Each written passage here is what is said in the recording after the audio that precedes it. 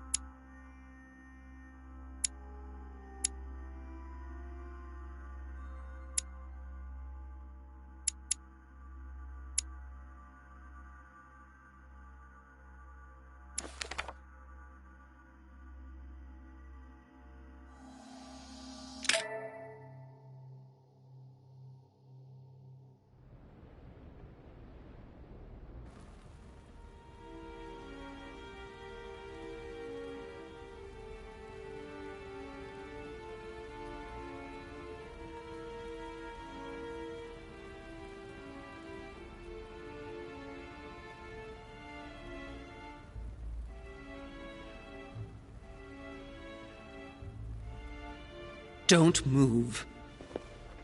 Wait, I don't... So you've come at last. Easy. Let me turn around. Oh my God, Mother, what has happened to you? Who are you? What? But, Mother! Who are you? It's me, Louis, your son. No, you lie. You won't catch me out like that. Louis isn't here. He obeys his mother. He would never have come here. Mother, I don't know what you've been through, but lower your arm, please. You think I was born yesterday, do you? But it won't work.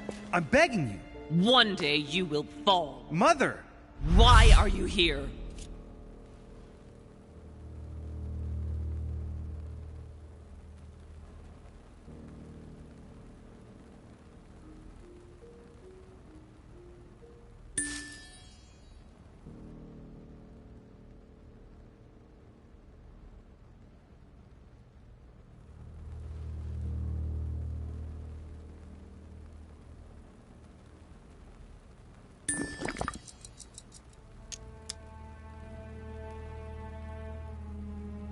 Let's go, Mother.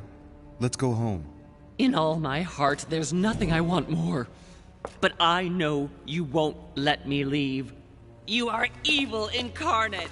Every word that comes out of your mouth is sharper than a razor blade. I don't wish you any harm. Really, Mother. It's me, Louis. Don't speak to me about him. You will never get him. Mother, stop torturing yourself. It really is me, Louis. How can I convince you? If you really are who you say you are, what was the saying I taught you? You've been telling it to me since I was 3 years old, Mother. How could I ever forget it? Always keep your mind logical.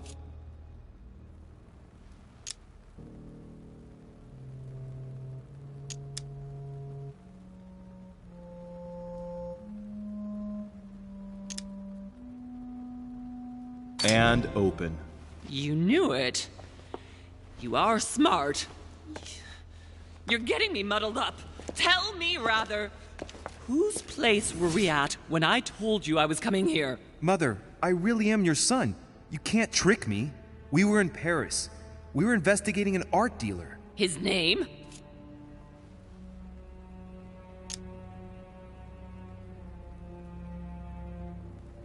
I just told you, you can't trick me. His name was von Borchert. My God, everything is lost then. I refuse to believe it's really you, Louis. Otherwise, all this would be for nothing. Mother, I don't know what happened to you, but don't worry. Everything is going to be fine. I'm here for you and... No! I ordered you not to come with me. I received a letter and Lord Mortimer informed me of your disappearance. So I took the... No! No! No! It's not true. It's a nightmare. Don't tell me that. Have you spoken to him? Oh, shit. She's completely panicked because I spoke to Mortimer. It seems she's afraid of what he might have said to me about her. Did he speak to you?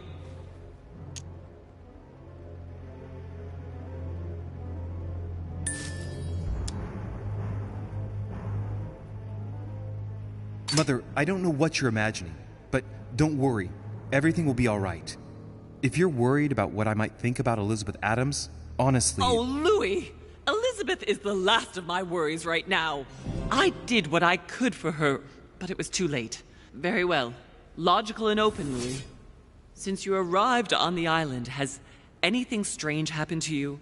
Depends on what you mean by strange.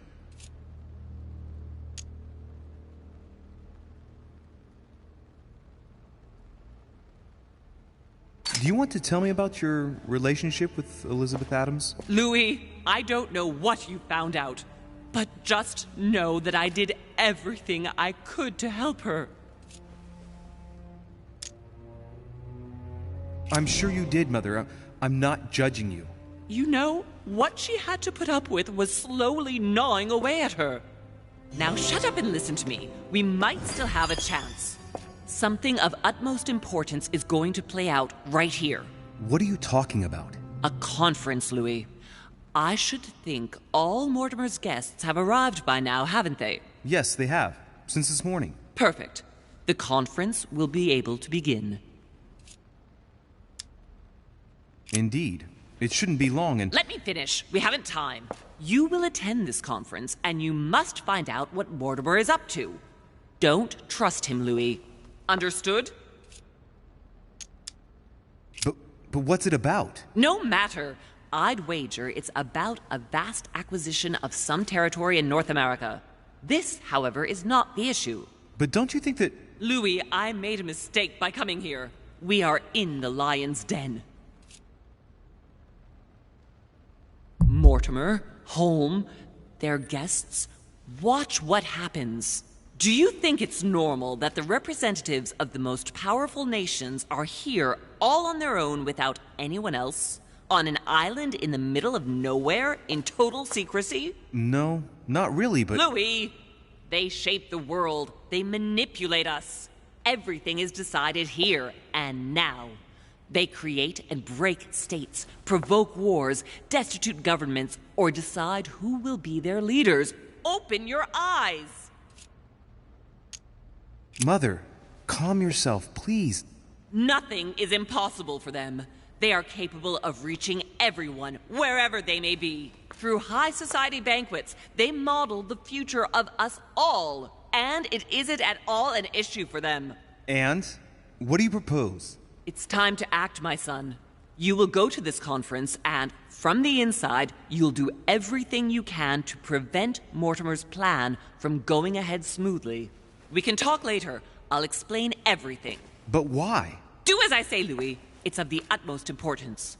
Beware of Mortimer. He won't let anything stand in his way. You promised me that after... Yes, after. Go now. Yes, Mother, I'm going.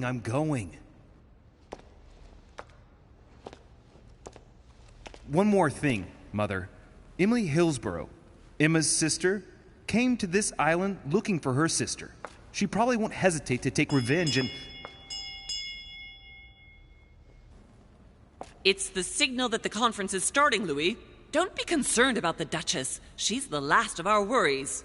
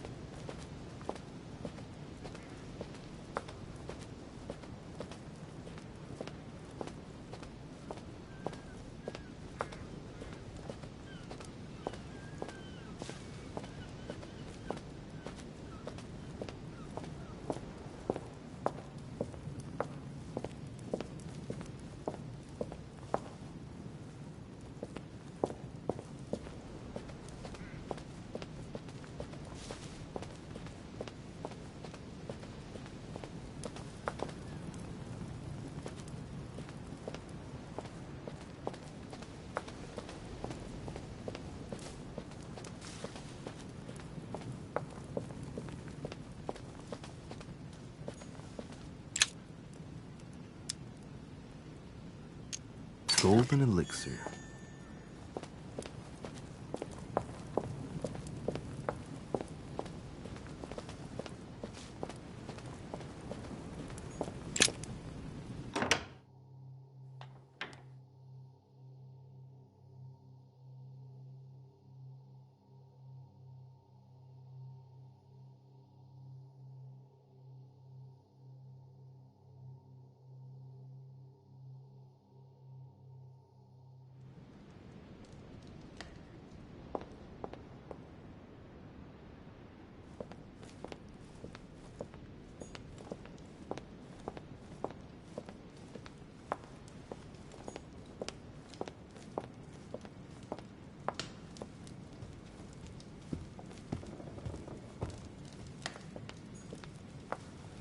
The Last Supper by Leonardo da Vinci.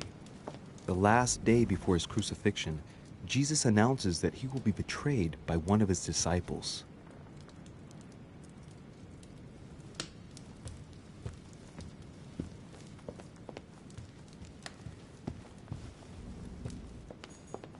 A fragment of amber.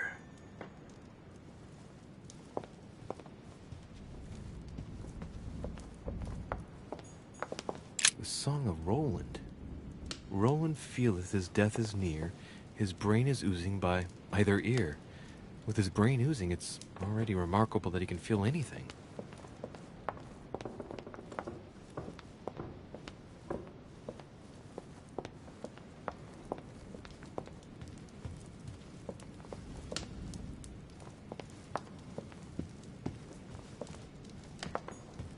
Monsieur de Richet, you're the only one missing at the conference. Please join the guests.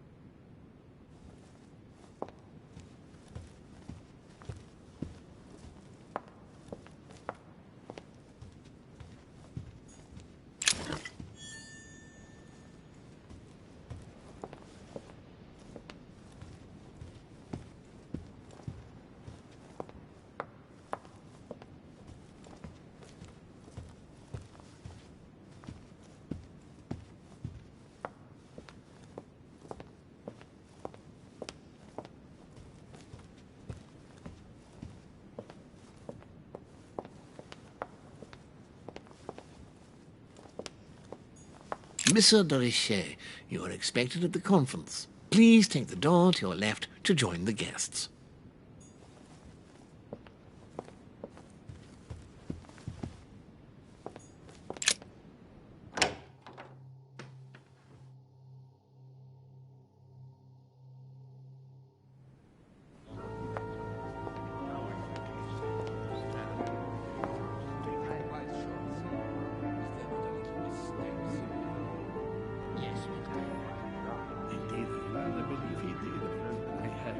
Respect to any other lady characteristic. Totally wrong, I assure you. I have suspected it. That does seem easy.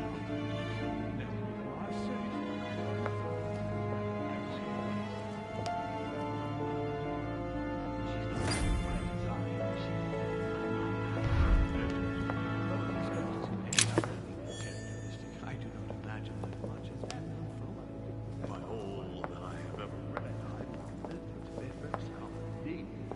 That does seem easy. Amber crystals. What I have learned was far more to our purpose than you. I have a state.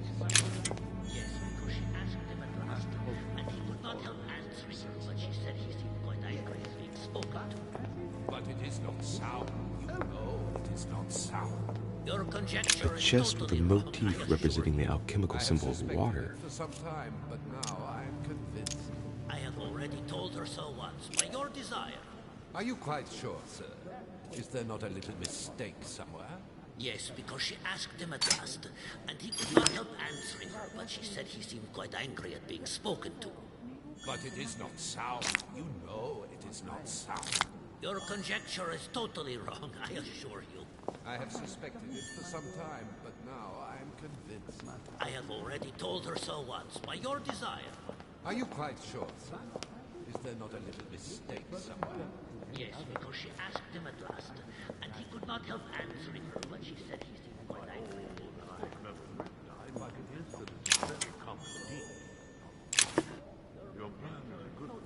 She's not acting by design, is she? But with respect to any other leading characteristic, I do not imagine that much has been unfolded. By all that I have ever read, I'm convinced that it is very complicated. Now, if you are serious about it, I shall consider the matter absolutely settled. Certainly, I must hope that you will always be Yes, but as it happens, this is the only which we do not agree. My son, glad you're here. It seems Lord Mortimer's been waiting for you to arrive before beginning. What a pity your mother isn't here for the conference. I hope I'll be able to see her before I leave. I still have a very important letter to give to her. Feeling all right, Louis? You look like you're miles away. Everything's fine. Don't worry. Lord Mortimer wants to talk to you, Louis. Don't make him wait. Indeed, I rather believe he did. I heard something about it, but I hardly know what. I don't know if you ever found what you were looking for in the garden, but Mortimer is waiting for you. I suggest you get a move on. You say it as if you were afraid of him. Are you quite sure? Is there not a little mistake somewhere? Yes, because she asked him at last.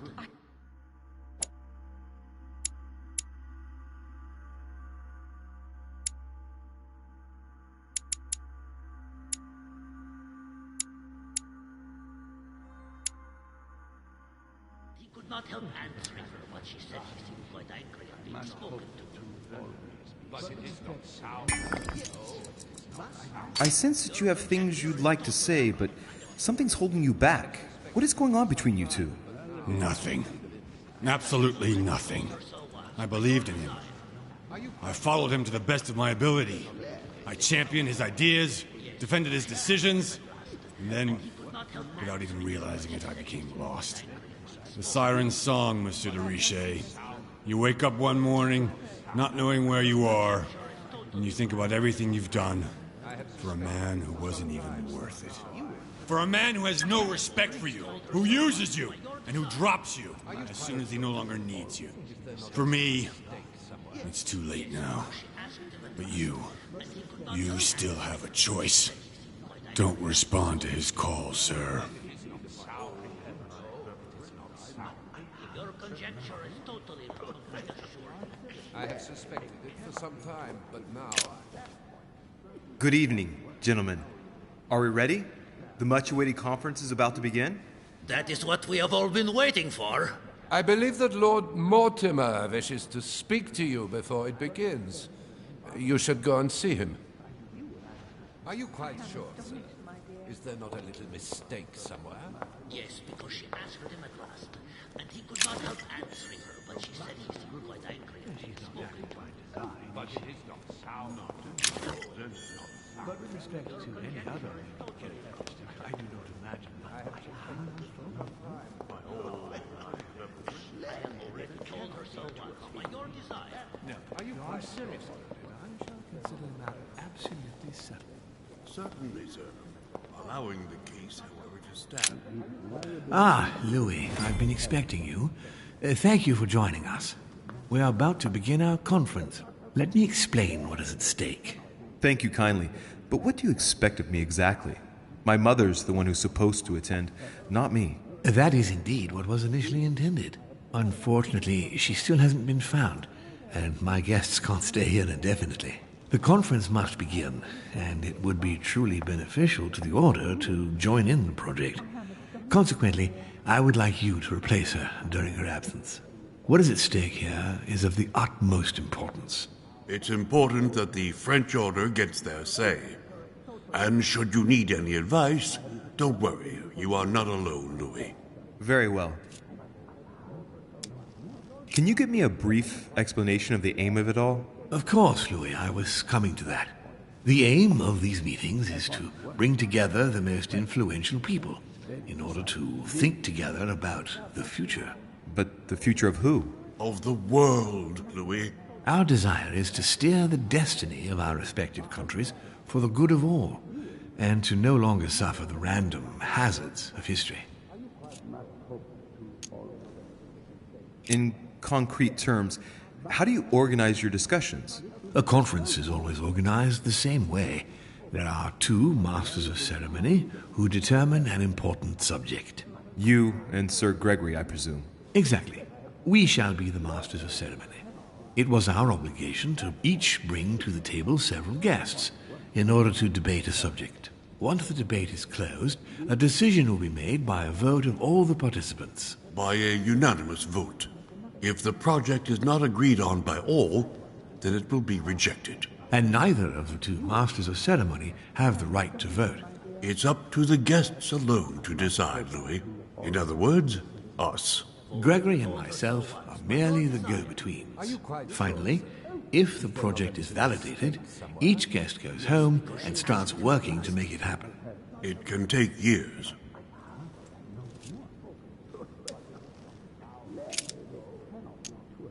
How long have you been active? Oh, this tradition has more or less always existed, Louis. It has continued from generation to generation. Can you give me an example of an event that was decided here before being implemented in the outside world? Well, take the French Revolution. It was decided right here 2 years before its implementation in France. Concerning the case of the French Revolution, I wasn't invited. But as far as the American Revolution is concerned, Louis, I can testify that we planned it 5 years before implementing it, for example.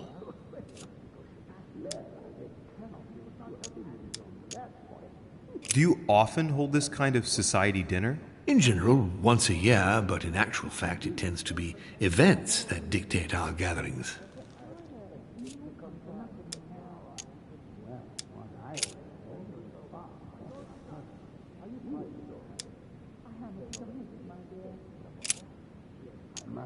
Louis, let me keep you a moment. I would like to let you in on a secret before we begin, because I'm going to need your assistance.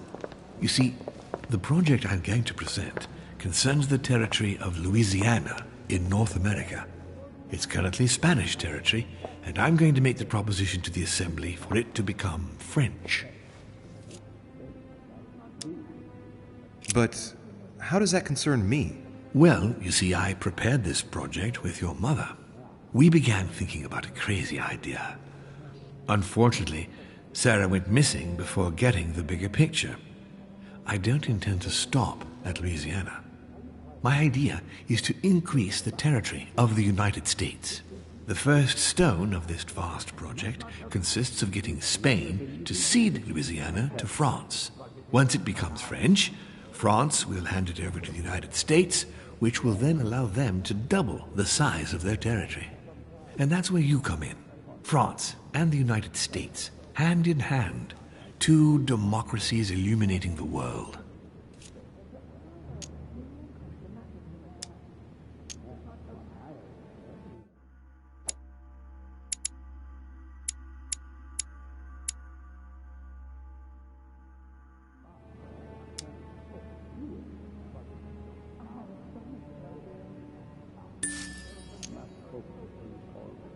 Lord Mortimer, I'm sure you're aware that Louisiana is hardly prime quality land. I wouldn't be exaggerating to call it marshland. How is acquiring land they won't know what to do with going to strengthen the United States? Think further, Louis. The United States won't stop there. Once they've acquired Louisiana, nothing will stop them. All they would have to do then is keep pushing toward the west to take the whole North American continent. So you intend to get rid of the Spanish? They are purely transitory. This is the settlers' home. It is natural for them to want to develop their nation to become one of the greatest powers of this world. As for the Spanish, there are just a handful of them actually on site, and if need be, we'll see to it that they are sufficiently occupied in Europe so that their focus is not on the North American continent. Moreover, Spain really only cares about its colonies in South America. It's hardly my fault if they are not capable of seeing the potential in the North American territories. The concept of royalty is from bygone times. It is time to lead the way to democracy. Take a look at them. Apart from President Washington, they all belong to monarchies. Do you really think they won't resist? Of course they'll fight, fearful as they are of losing their precious privileges. But the world needs visionaries, like you, like your mother. It's a pity Sarah isn't here to see it. She only knew about a tiny part of the project. I hope I can count on you, Louis. It's time to start now. I must ask you to keep it to yourself for the time being. Take a seat, follow the discussions. We'll have an opportunity to catch up later, and you'll be able to let me know your thoughts. Blast it, Mother. You didn't know about everything. His project is commendable. Why tell me to beware? Could you have gotten it wrong? I can tell you that someone, an idiot. My friends, I propose we get started.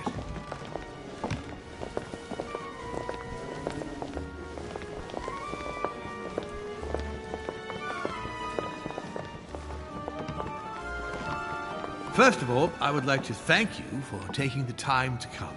The honor is ours, my lord. As per our custom, here we are all together to discuss the face of tomorrow's world. Even though there may be certain tensions between our nations, I must ask you to keep an open mind. As Sarah de Richet is unable to be among us, please welcome Louis de Richet, who will represent the Golden Order and will vote on its behalf when the time comes. Welcome among us, Louis. Welcome, Monsieur. I hope he'll be more effective than his mother regarding the protection of the King of France. The Order has proved particularly inefficient. Come, Manuel, you're not going to spoil our visit. The Order's mission was not to protect King Louis XVI, as far as I am aware. We are talking about a king of divine blood, for goodness sake. It seemed obvious to me he needed protecting. If the Golden Order wants to pride itself on being an influential organization, it should have kept him alive.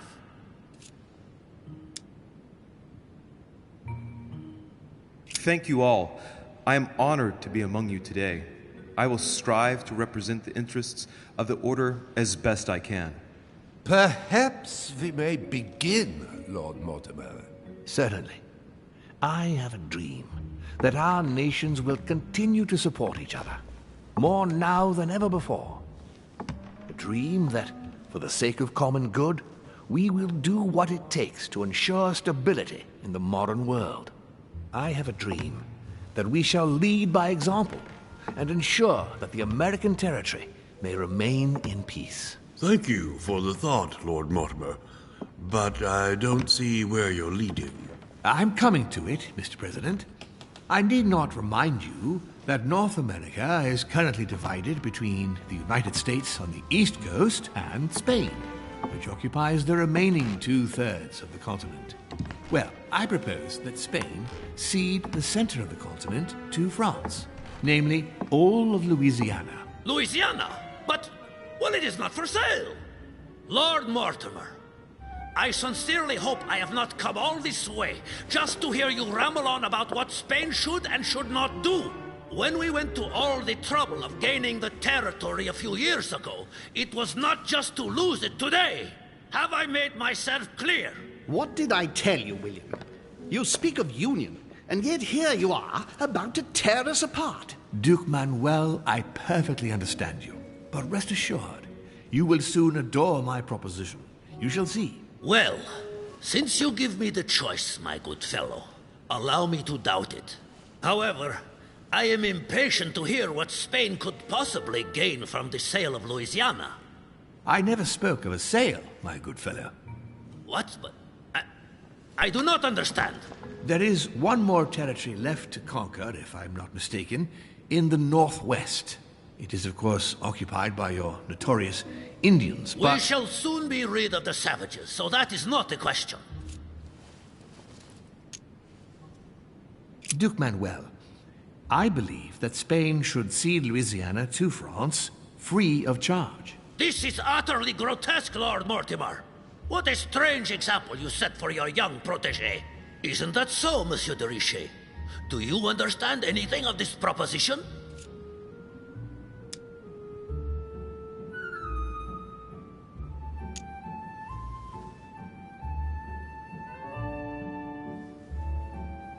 We are neighbors, Duke Manuel. Remember, your main rival in Europe is more likely to be England, who is plowing the seas right up your coastline. Hand over Louisiana to France and make her a prime ally. Come, Louis. Spain and Great Britain are already allies and have nothing to gain by breaking their alliance. Even if I do agree, Duchess, the omnipresence of the English fleet in Atlantic waters does not particularly please me.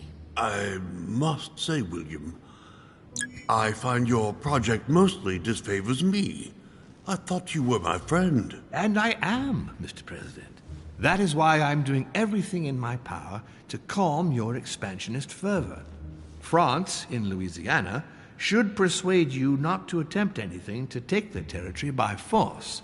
Louisiana is a vast wetland where you would needlessly lose most of your troops. It would weaken you and offer certain nations the perfect opportunity to take back your famous United States. I am protecting you from yourself, George. Trust me. I understand. But with friends like you, sir, I certainly don't need any more enemies. I hope you know what you're doing.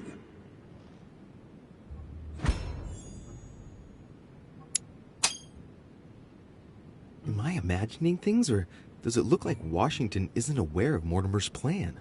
Not to put too fine a point on it, Lord Mortimer, but I doubt the Holy See would be in favor of Catholic Louisiana being handed over to secular revolutionaries and king killers. I should think Monsieur de Richet has an opinion on this subject, does he not?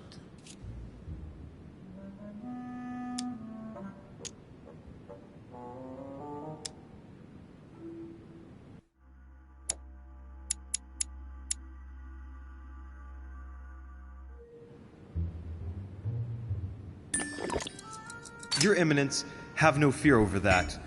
I am sure France will do everything in its power to protect the Christians of Louisiana. My young friend, how can you come out with such a remark after the discussion we had on the evening of your arrival? If France was so respectful of worship, it would not be bleeding priests, as it is doing at this very moment in time. Don't be naive. This is politics.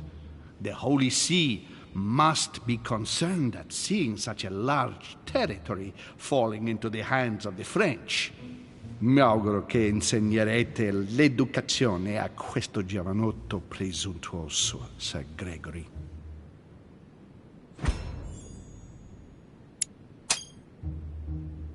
I hope that you will teach this pretentious young man some manners, Sir Gregory.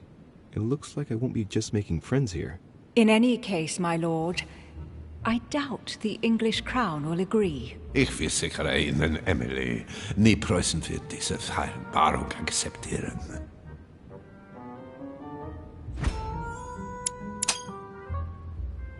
I assure you, Emily, the Prussian will never accept this agreement.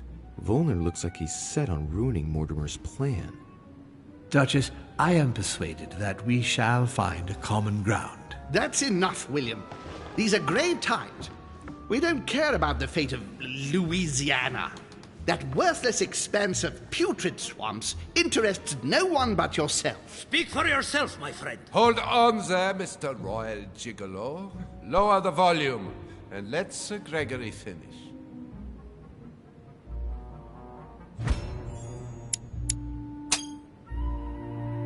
Home Godoy and now Volner? Mortimer's adversaries are ready to tear each other to pieces, and he takes a malicious pleasure in watching it happen. How dare you! Gentlemen, let us try to remain calm. There you are, William.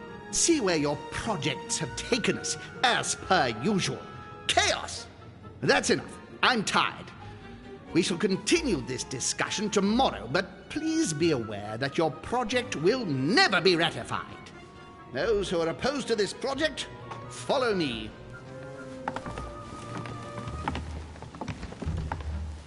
Are you coming with us, Monsieur de Richet? Come, Gregory. I think Louis would rather stay. Wouldn't you, Louis?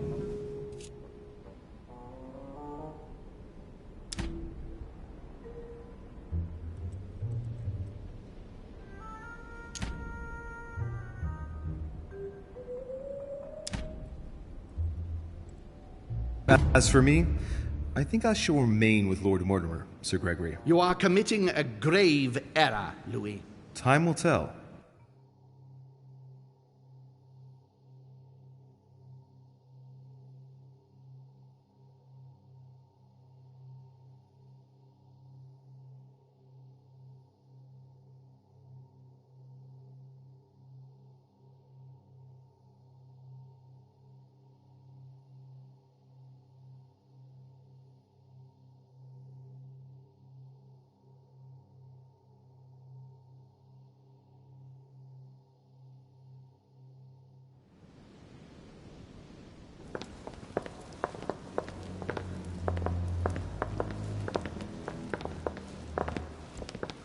My friends, I would like to thank you for staying. Good God, William. What is this I hear about you reinforcing military power in Louisiana? I have no interest in having France for a neighbor, and you know that very well. Calm down, George. Louis, explain our plan to Mr. Washington, please. You see, Mr. President, Lord Mortimer anticipates that once France obtains Louisiana, they will cede it to you. What do you mean? To us? The United States? You heard right. But President Washington, the United States will double in size. By what miracle have you... You need to expand, George. You and France are the two major democracies in the modern world. It is necessary that you both become superpowers. Are you really going to sponsor democracy throughout the world? Of course, Monsieur Peru. That's why I don't want Spain to get too attached to those weapons. Please continue, Louis. Explain my vision to Mr. President.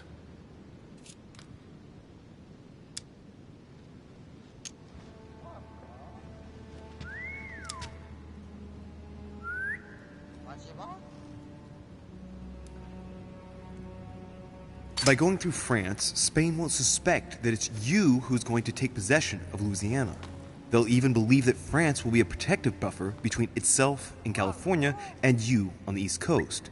If Senor Godoy was afraid that you might take the territory by force, now he is reassured. You would never attack France. But why didn't you tell me before?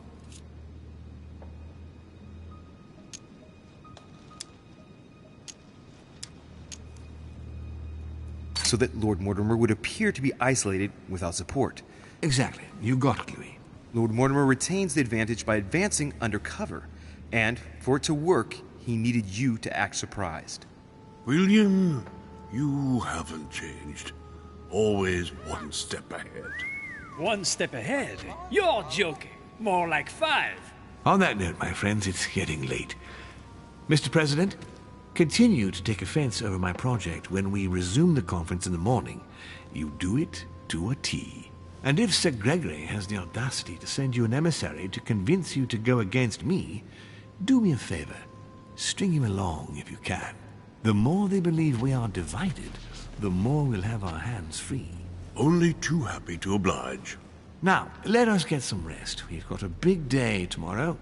Good night, gentlemen. Good night. Louis, if you have a minute, I would like to ask a favor of you. I'm going to require your services. How can I be of help? Tell me all about it. Our adversaries are many, and the closing vote of the conference will soon be upon us. Time is of an essence, so I'll need you to assist me this evening. How can I help? I need you to go this very evening to persuade Signor Godoy to join us. He is the backbone of Gregory's resistance. Turn him round, and all the others will follow in such a stampede that Gregory will be able to do nothing but admit defeat. Lord Mortimer, with all due respect, don't you think I'm the last person Godoy wants to talk to? I'm sure you can do it. I believe in you.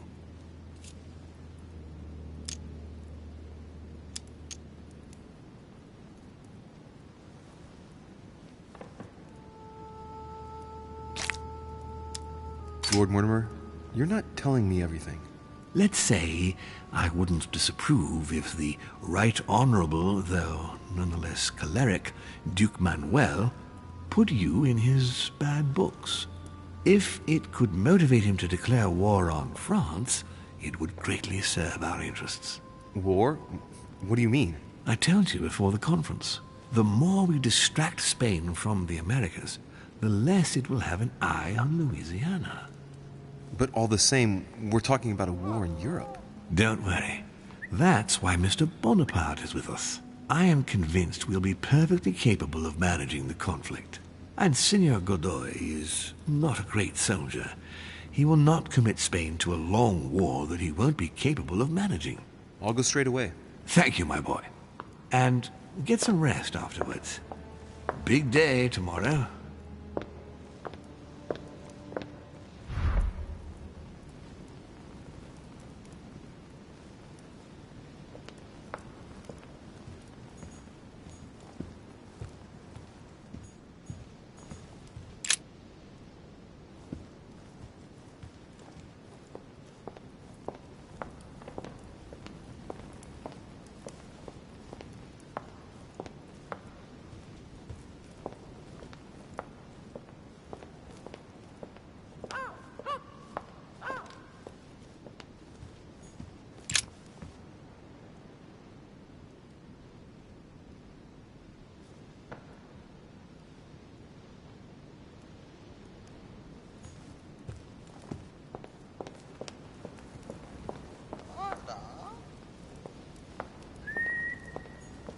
Aren't you afraid our projects for Italy may be discovered before we...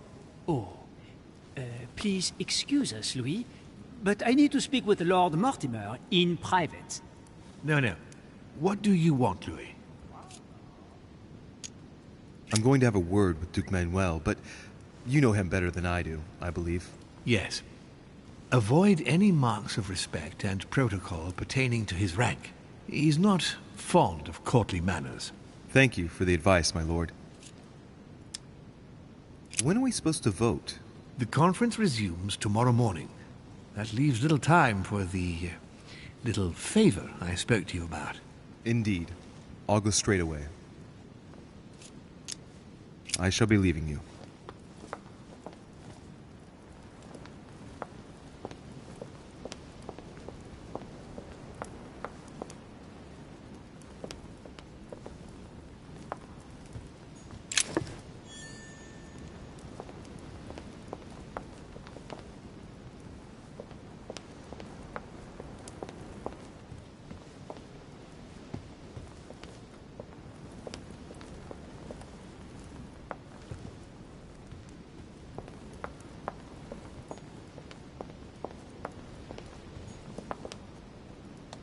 Dante's Purgatory.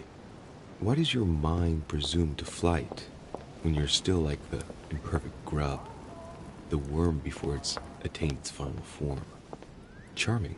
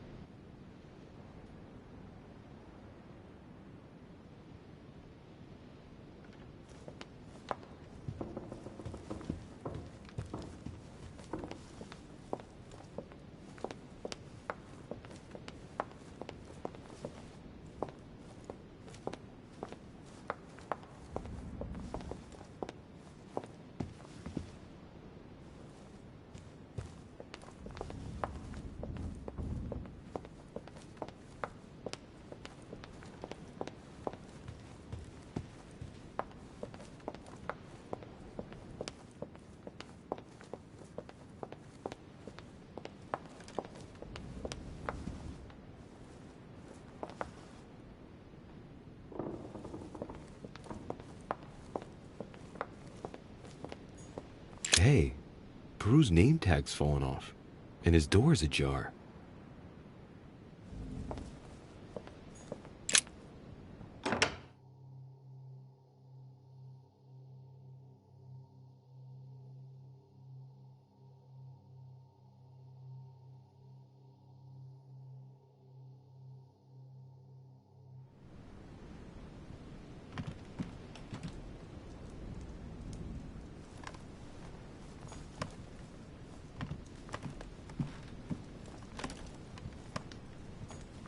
Dear Monsieur Peru, I'm writing to thank you for the funds you sent. These funds will be crucial for the renovation of the western wing of the orphanage. The children you sent are doing marvelously well, and little Pierre will soon be walking. Some of them still sometimes suffer nightmares about their parents on the scaffold, but I expect they will cease in due course. Should you decide to send us more, please note that another 20 beds will soon be ready. The children and myself will never thank you enough. Long live the Republic. Long live France. Sister Marie-Hélène. All right. I've retrieved everything.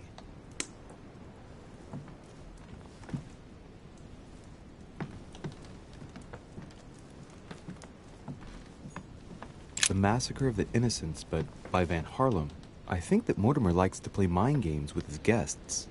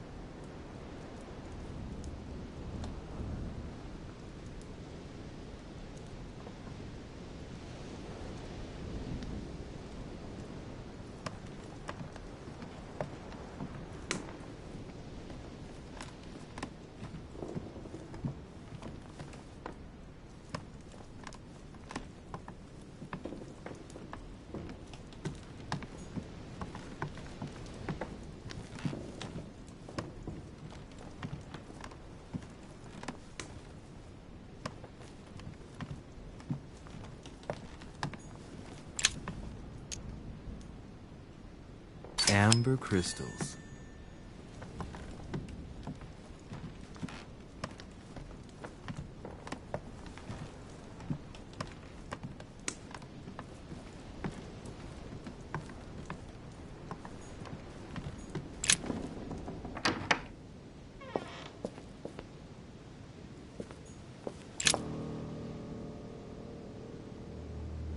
Leave me, Deriche.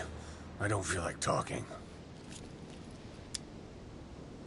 Your door was ajar, and, well, given the state of your room, I was worried. It's none of your business. Very well. I'll leave you then. See you tomorrow, monsieur.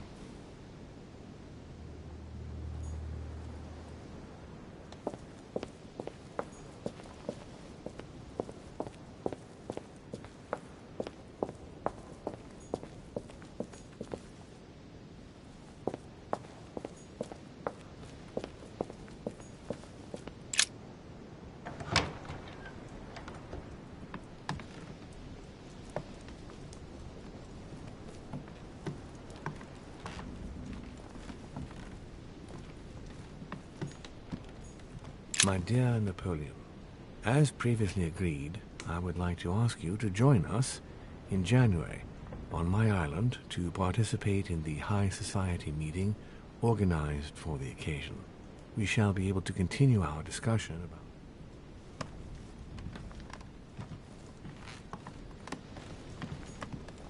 French actor Talma is Nero in Britannicus, the last emperor of the Caesar dynasty.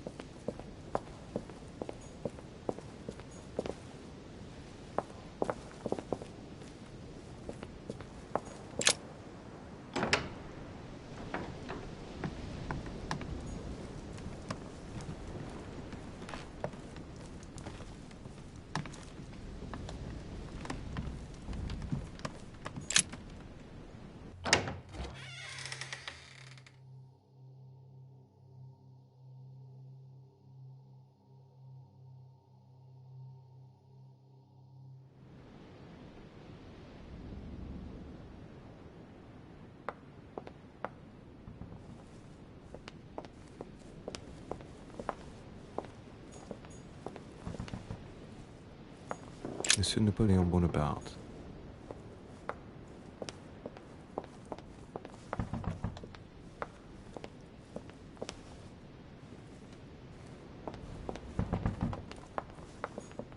Duchess Emily Hillsborough.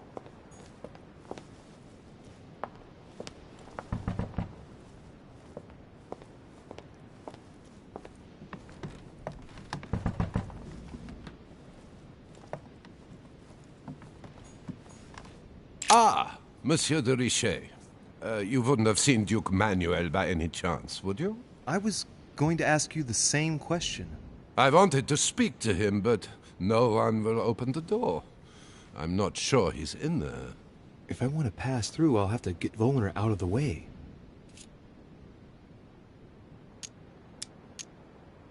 Perhaps he didn't hear you.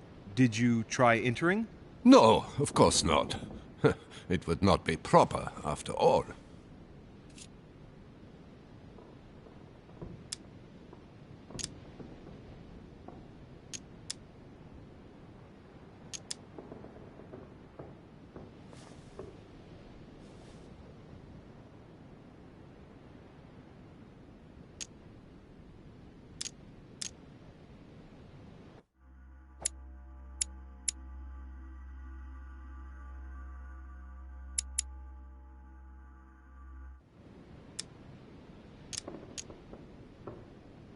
Excuse me, but I must fetch a letter for the Duke.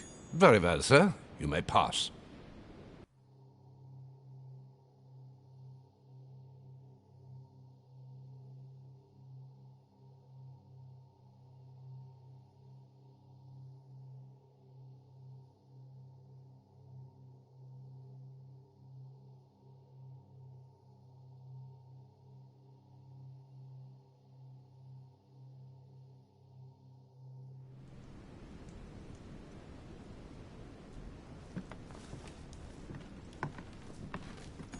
Carmelite water will give me a little reprieve.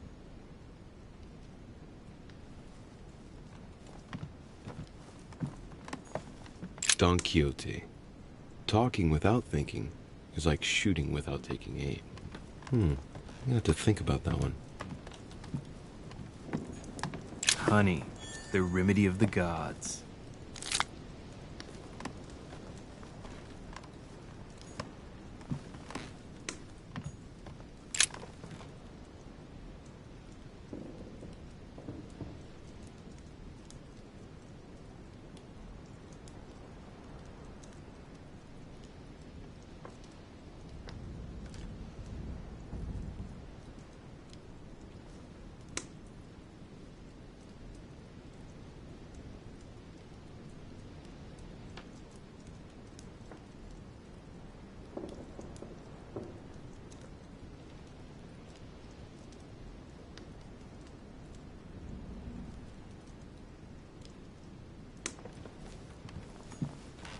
Mary Louise of Parma. How ironic having a painting of the Queen of Spain in one's room, my Lord Duke.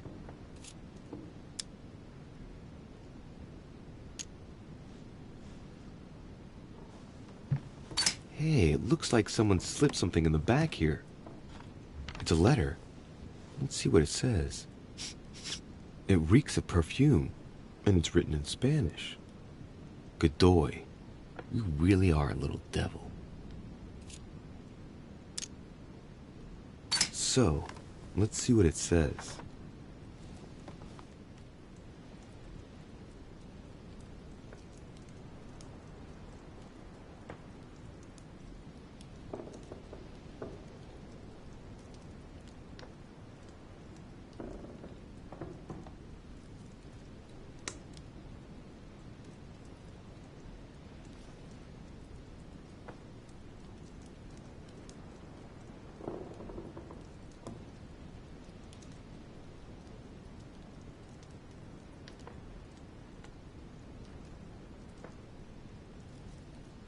It seems that the Queen isn't the only one enjoying the Lord Duke's favors.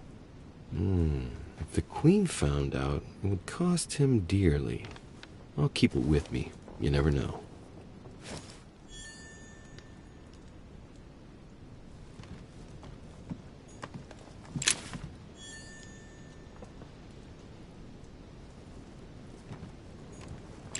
Manuel Godoy. A painting of himself in his room. Now that's not going to help him develop a sense of modesty.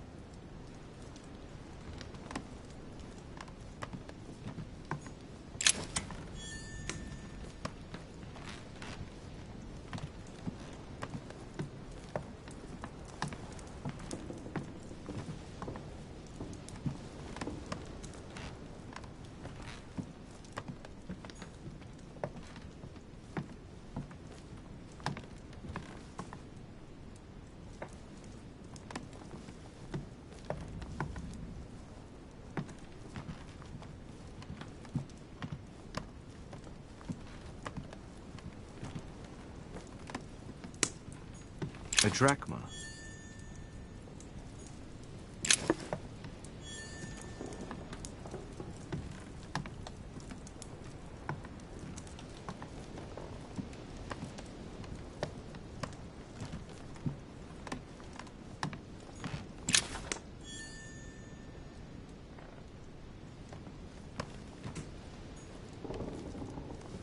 Maria Louisa of Parma. Although not Godoy's true love, the Queen is his benefactress according to some people. A fragment of amber.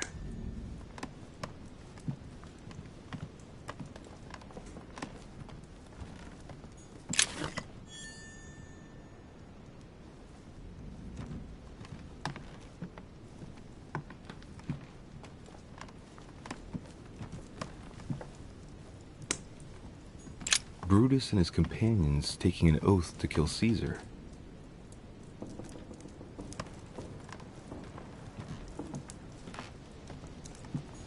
Charles IV of Spain.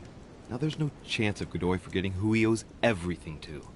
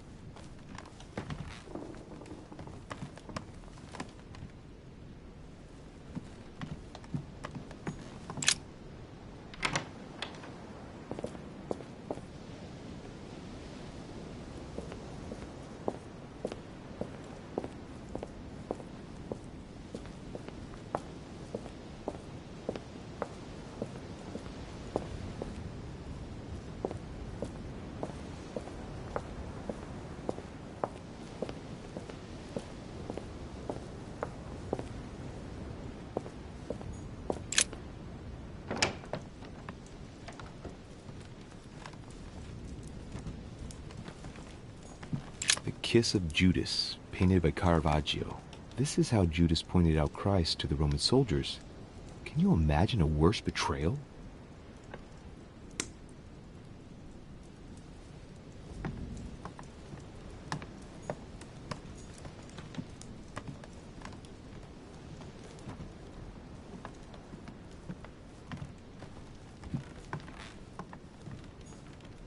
Volner's probably still behind the door.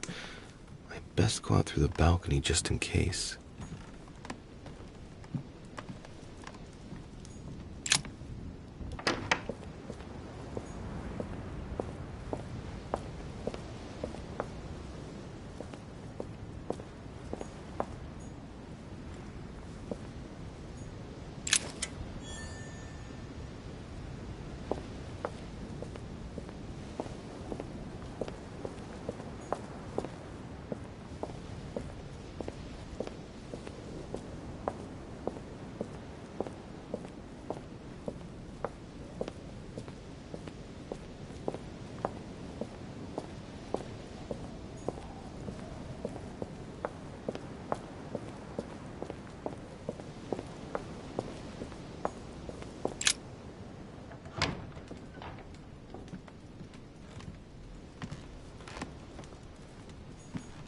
Great, honey.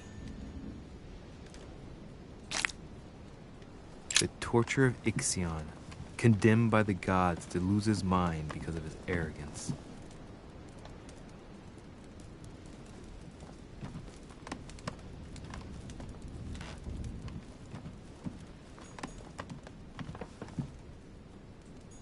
Dear Monsieur de Richet, please excuse me, but I am unable.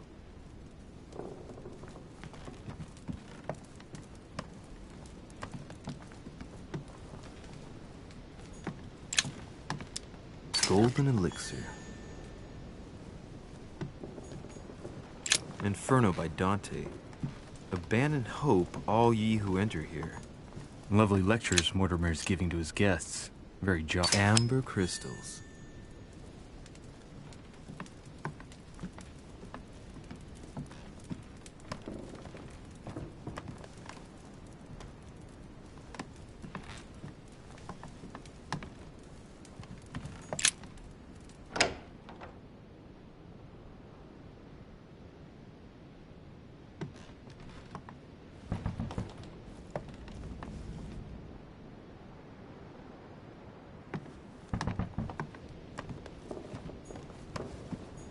Monseigneur, His Eminence Cardinal Piaggi.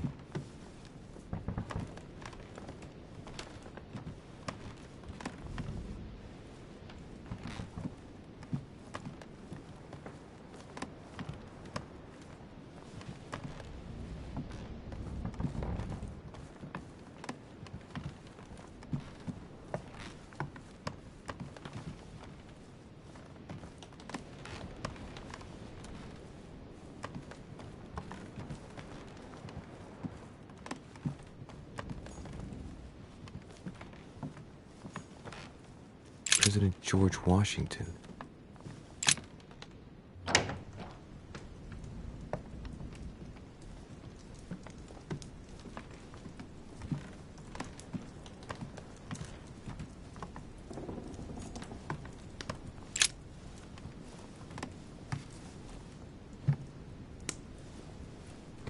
Locked.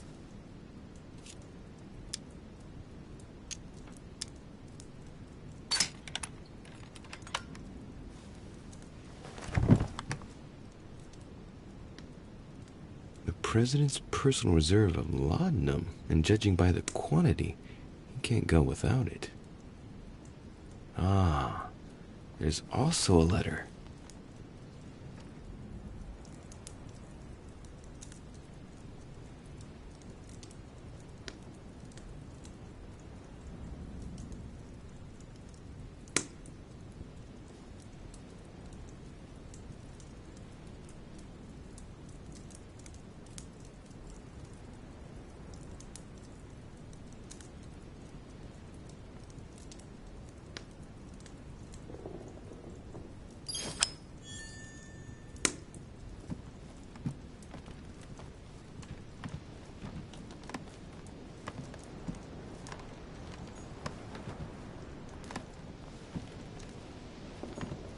My dear George, I'd like to invite...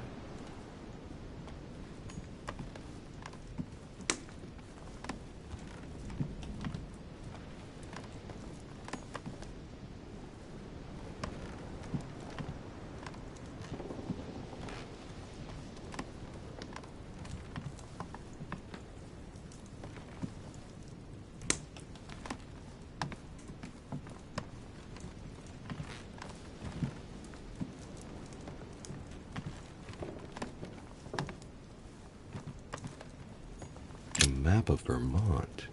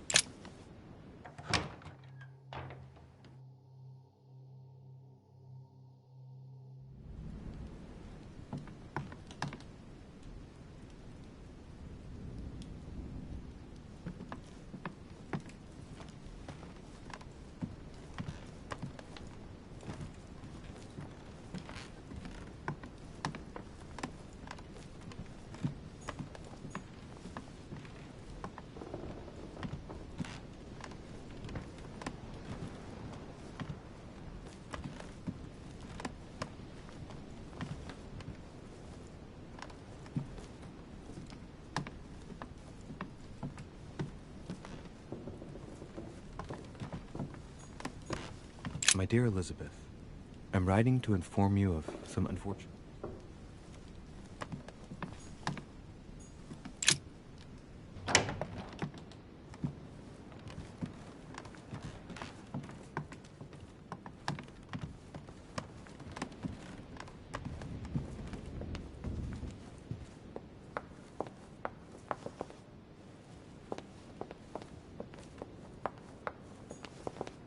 Monsieur Johann van Vulner.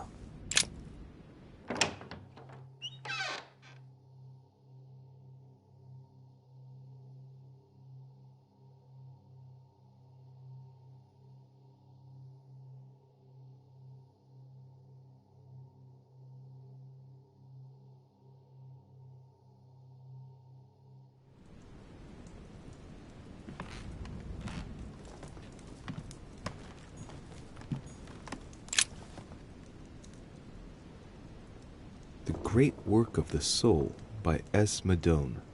Pure alchemy is a thought, an art that is performed on the matter of the soul. Great alchemists work to transform and perfect the latter by a series of processes known as the Great Work. There are 4 phases to attain the ultimate in spiritual fulfillment.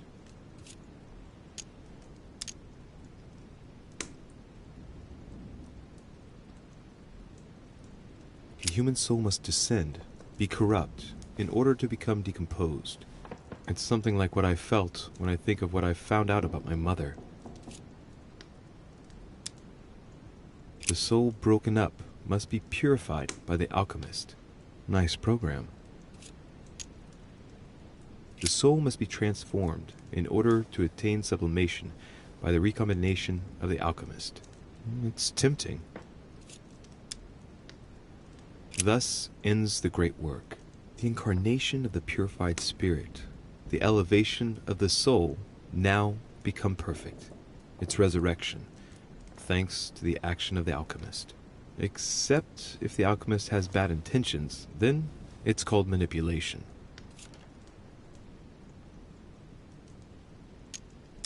Very metaphorical as occult theories go, the human spirit being the prima materia of the alchemist.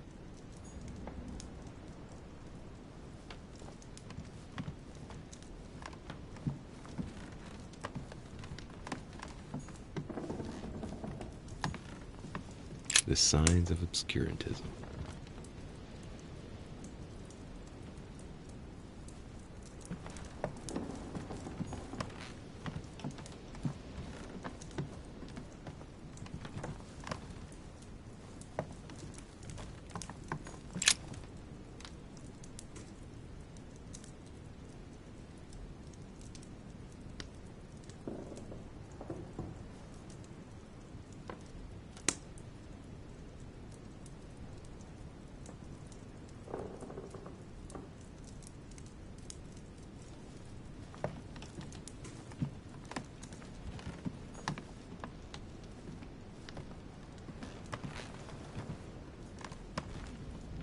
The alchemist is an old man.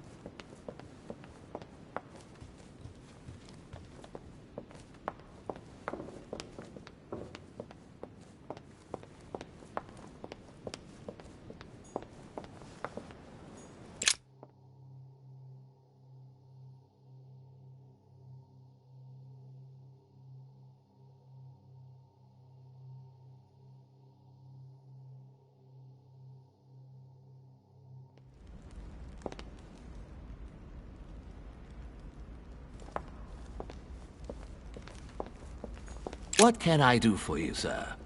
I am at your service day and night, sir. Have you seen Duke Manuel? The Duke is in the dining room, sir.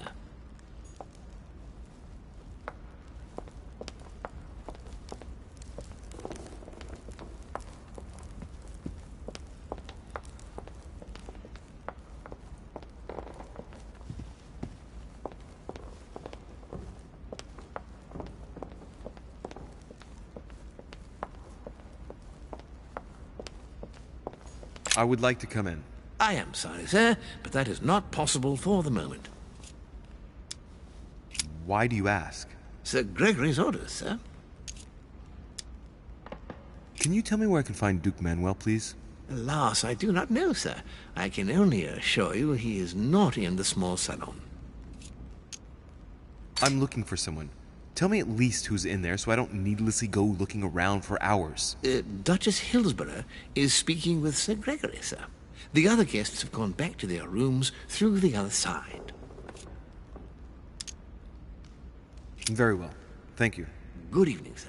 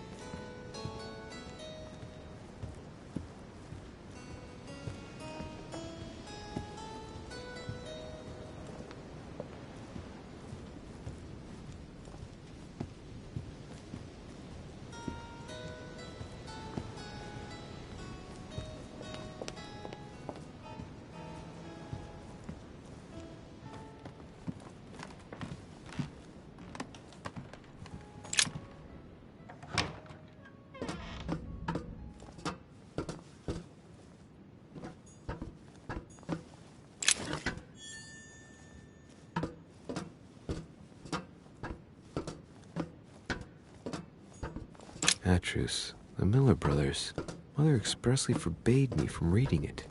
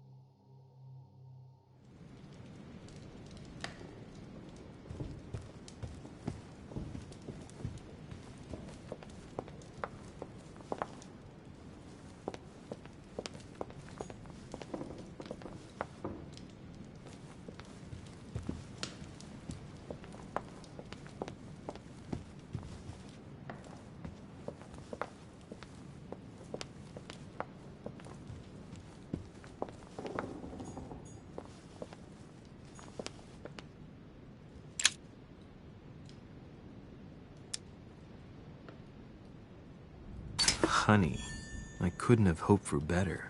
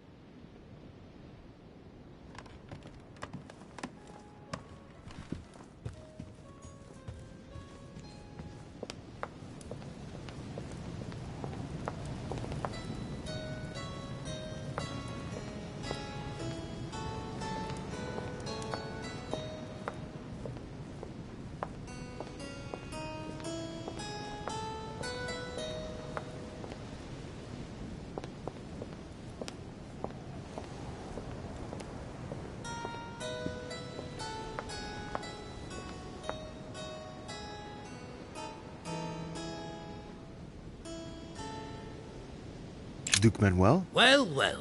Monsieur de Richet, I was not expecting you. I am not in the mood, sir, I warn you.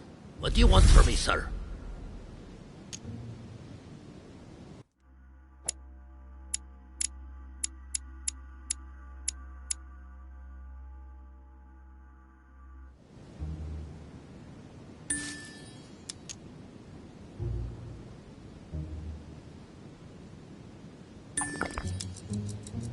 I see you're still feeling under pressure. Since your arrival, I've noticed that you've been on the defensive. Huh?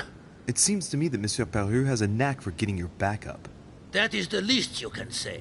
Indeed, I was warned. I knew what to expect. For God's sake, why in the hell did your people execute their king? Have the French gone stark, raving mad? There are nothing but monarchies in power in Europe. They will all come crashing down on you. We shall see. It might, well, turn out to be the opposite. You certainly do not lack for audacity, young man. Just tell me one thing, monsieur. Why did you side with Mortimer?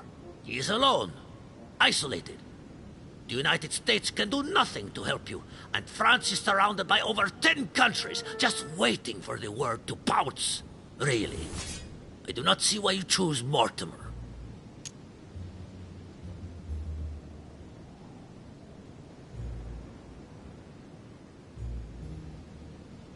The Golden Order, my friend. The Order is everywhere. We come from France. We are President of the United States, England, and many other countries. We have ambitions and the means to carry them out. You'll see, once all hell breaks out and your English support starts to fade away. The Order is an international organization. It matters little what governments do. Otherwise, why would Mortimer have gone to the trouble of inviting my mother? If you are right, Sir Gregory has got it all wrong. Tell me, do you really believe Spain has any interest in ceding Louisiana to France?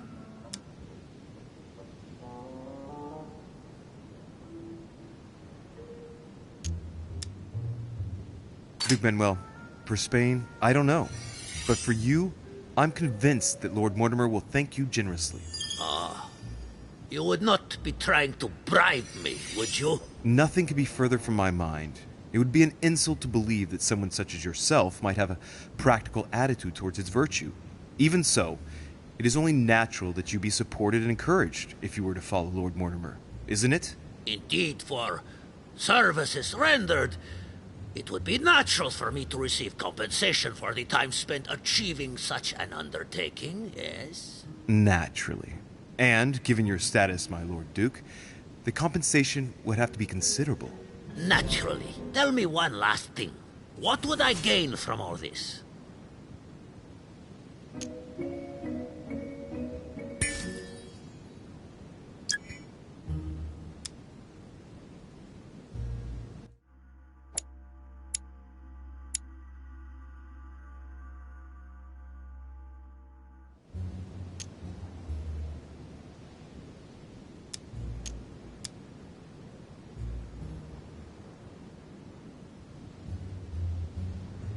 If you continue with home, our two countries will become rivals. It could turn into war. Who knows? It is likely, even. A war, Duke Manuel. On our own territories. Do you really see yourself committing the Kingdom of Spain to an armed conflict against France? Can you imagine the financial investment required, not to mention the loss of lives and dishonor at the slightest defeat? Do you see yourself being the man responsible for that? No. But you are the one who's pushing me into it, you damned Frenchman! I'm not pushing you into anything, Duke Manuel. If you are a man of the future and of progress, as I'm given to believe, you will know how much suffering a war would bring. Come on, you fool, give it up. You're trapped like a rat. Monsieur, I am astounded. I did not think you capable, but you have succeeded. I will be more wary of you the next time. Nonetheless, if you can guarantee Lord Mortimer's support, then yes, you can count on my vote when the time comes. However, I expect you to be discreet with regard to my former partners, without which our agreement will become null and void. Of course, my Lord Duke. You can count on me. Lord Mortimer will be delighted to hear the news. I hope you know what you are getting into, Louis. I bid you good luck. Good night, my Lord Duke. See you tomorrow. Well, That's one thing out of the way. Only thing left to do is wait for the conference to resume tomorrow morning.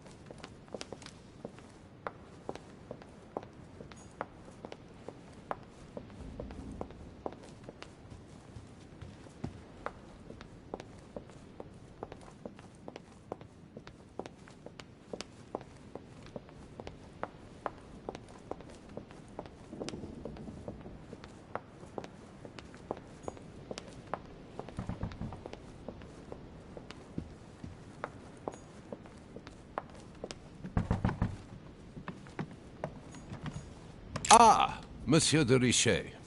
You wouldn't have seen Duke Manuel by any chance, would you? No. I'm sorry. I don't know where he is. Ah, very well. I shall wait for him in that case.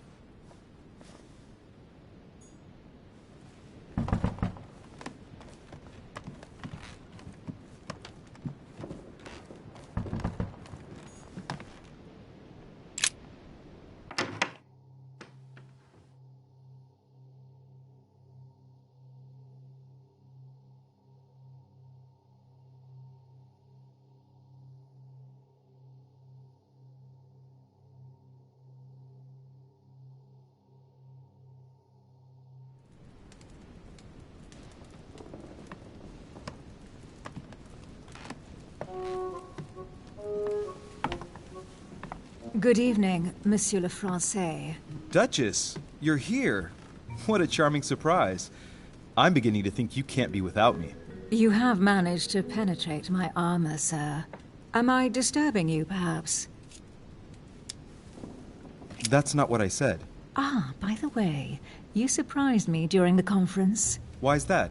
Well, you are going to lose. Why stay with Lord Mortimer? I believe he has every chance of winning. My, you are a rash one. However, if ever you want to change sides, please feel free to let me know. But tell me, you didn't come here to try and make me change my mind, did you? That's the last thing on my mind, although you would have everything to gain by it.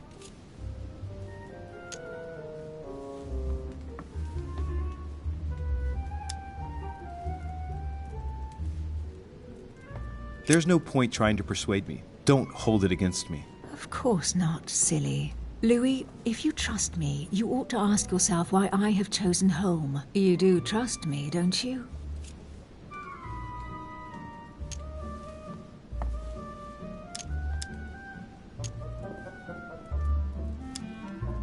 Of course, Emily.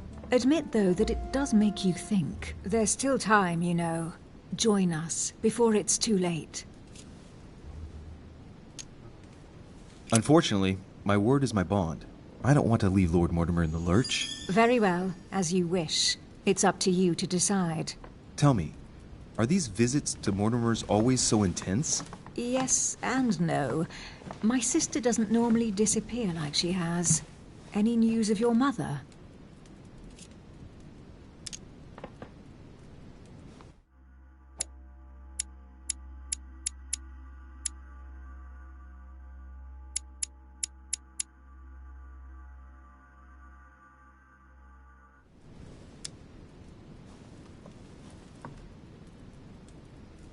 I haven't had a minute to myself, what with the disappearance of Elizabeth and then the conference. Yes, I hope to continue my investigation tomorrow. Do you have any leads? No, not really. That's the problem. Too bad. Can we change subject, please? I didn't come here to go through all that again. Of course, it's late. You're right.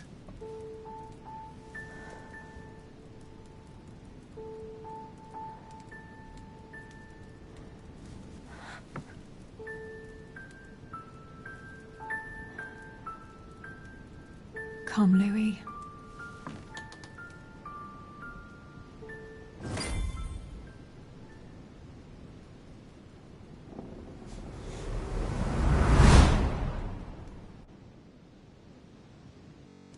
My friends, do not worry.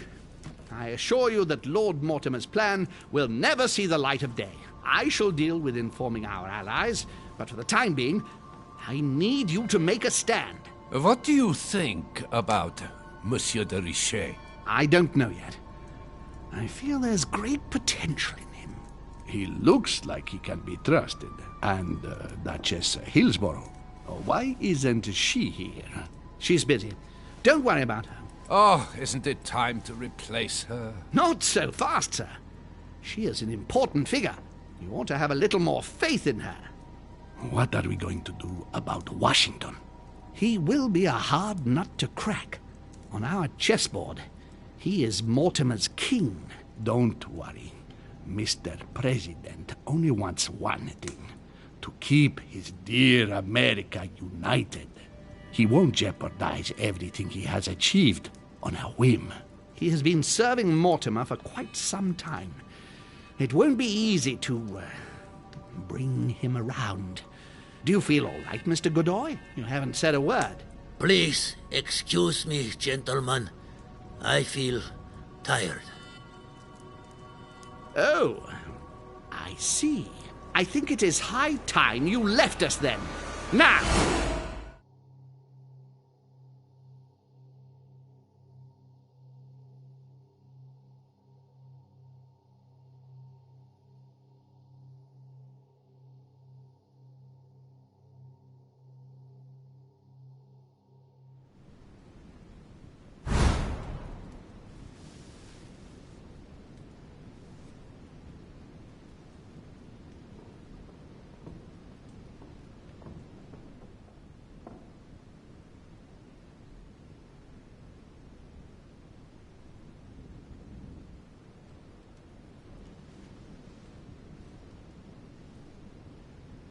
Emily?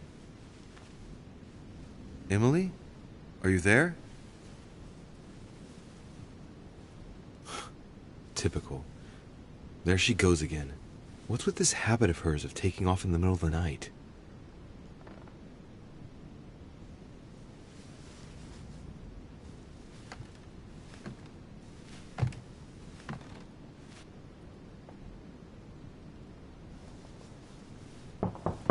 Sir, the conference is about to begin. You are expected in the conference room. Tell them I'm coming. Thank you. Come on, Louis. The game is back on.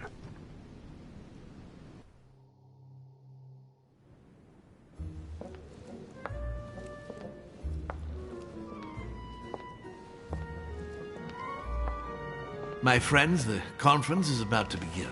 Please excuse me if I troubled you last night with my project. I understand that you might well have a few questions to ask. As you know, the final vote will be cast in a few days. This morning's aim is to answer your questions and check the temperature of your respective positions so that we may reach a greater understanding. As always, Lord Mortimer. We parted in perfect disagreement, my lord. Where would you like us to take it from? Come, sir. Please let William believe he still has a chance of winning us over. Otherwise, his imprecations will lack panache, and we shall be bored stiff. Oh, let me assure you, I am convinced that a good night's sleep has brought sound advice, and that this morning will be even more interesting.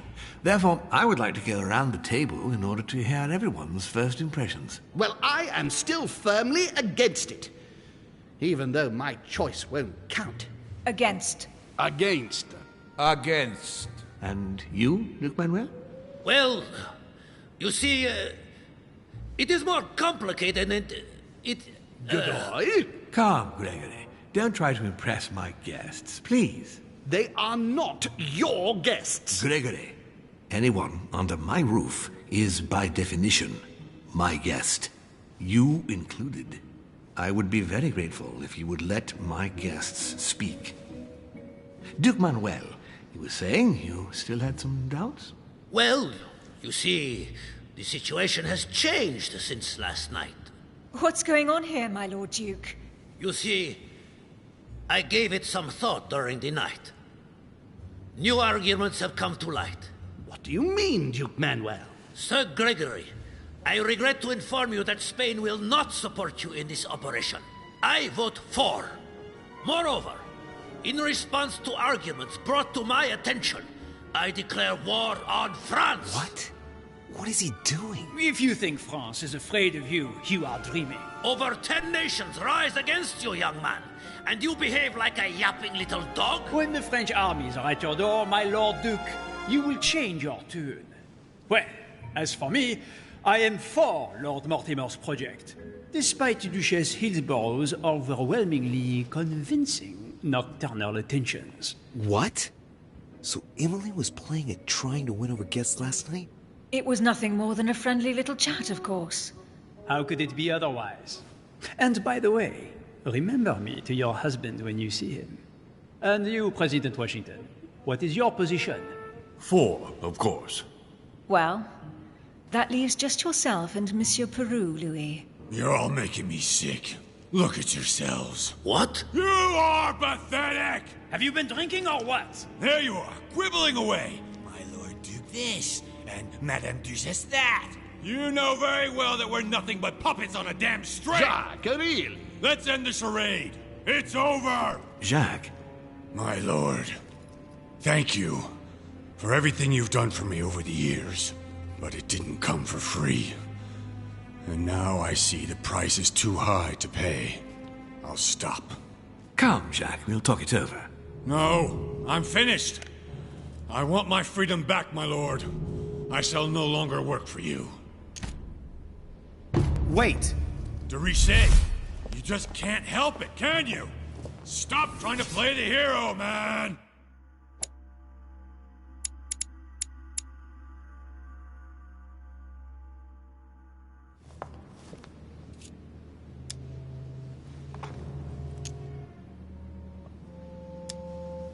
Monsieur, I know I don't really know you, but you seem like a decent person. I have done so many horrible things! You blame yourself, I can see that. Everything's not lost. I don't want to do bad things anymore. You can take control of yourself again. You can fix whatever it is you've done. Do you really believe that? Of course, Jacques. You'll have all the time you need.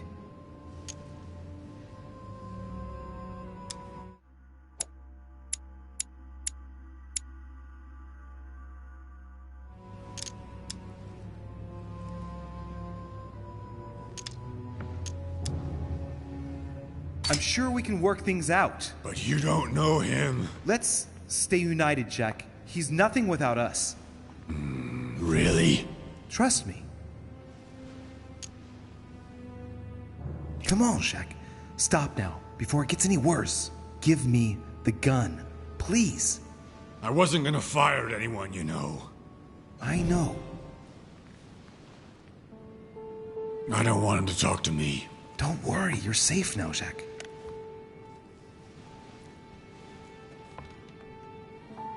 Monsieur Peru, you could have seriously hurt someone if Monsieur de Richet here hadn't stopped you. Your behavior is unacceptable. You would do better to go and rest in your apartment. My friends, we shall continue the conference later. I would like to apologize for the inexcusable behavior of my guest. You all need to recover from all of this excitement. Take the rest of the day off.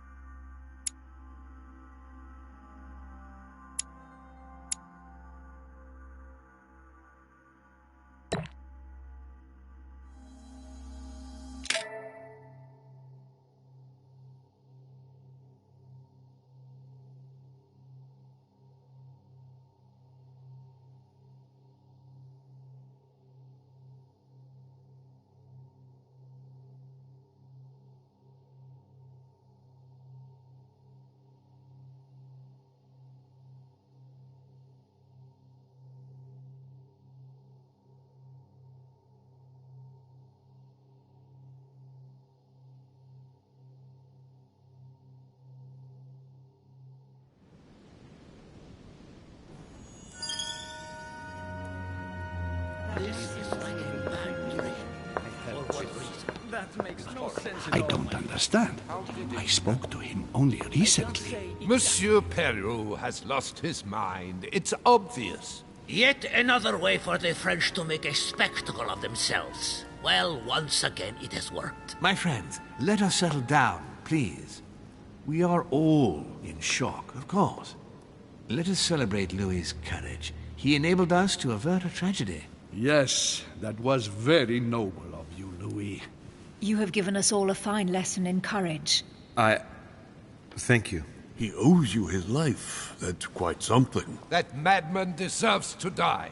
We are providing Monsieur Peru with care, but rest assured, he is no longer a danger to himself or anyone else. I think everyone needs a little rest. Can you stay a moment? Of course.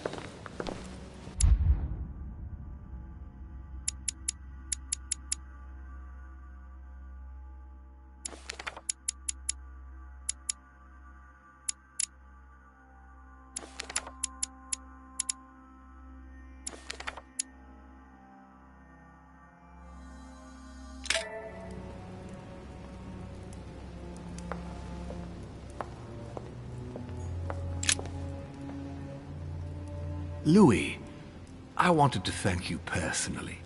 I admire what you did to save Monsieur Peru's life. You have given us all a wonderful lesson in courage. Don't mention it, my lord. You would have done the same. I was just quicker. Ah, humility is a fine quality, sir. Where is he now?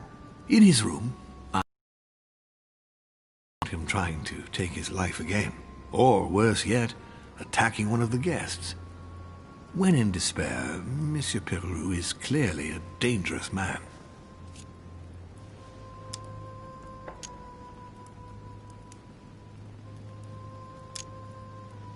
In your opinion, why did he want to commit suicide?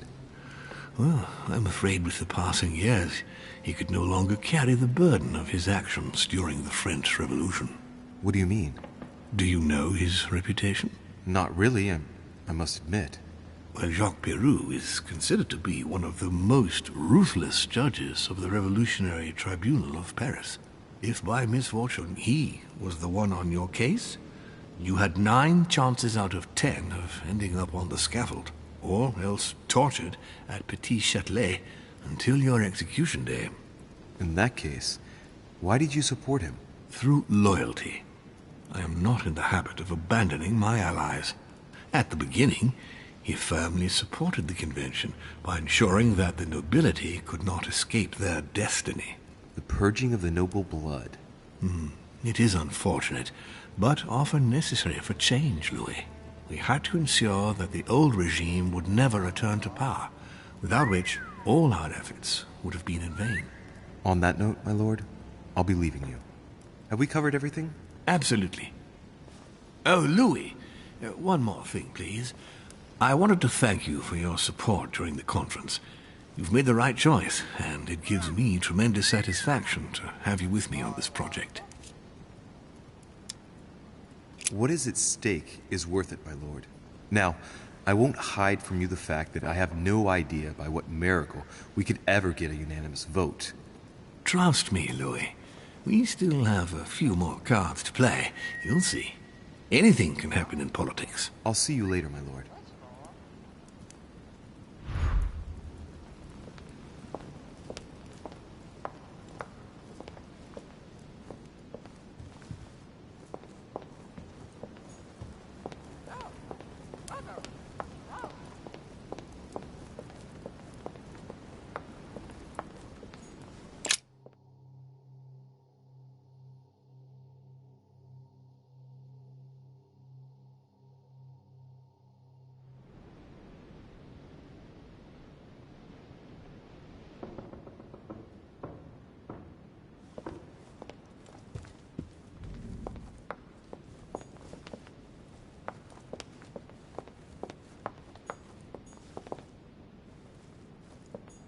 Monsieur Johann van Vulner.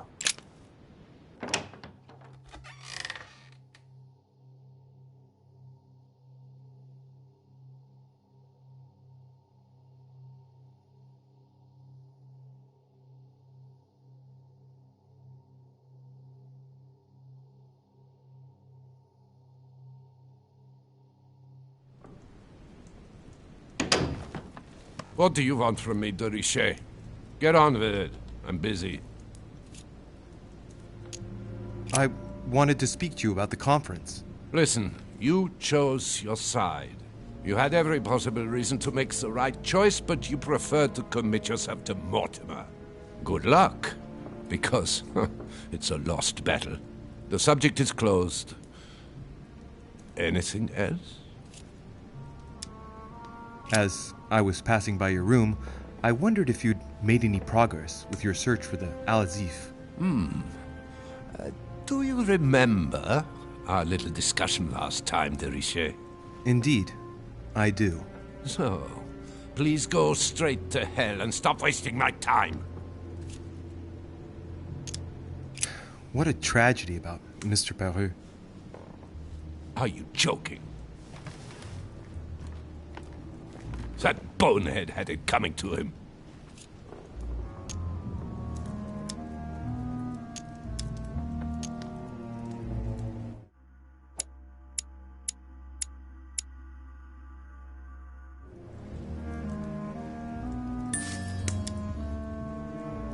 You seem to have taken a personal stance. Am I wrong? Ever since I found out that footprints incriminating him were found next to Elizabeth's body, you can be sure that given the opportunity, I would have put a bullet in his mouth myself.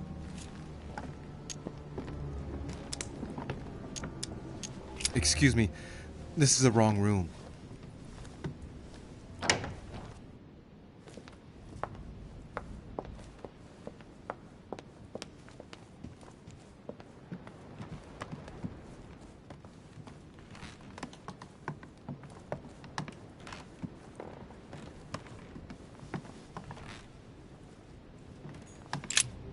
Your Eminence.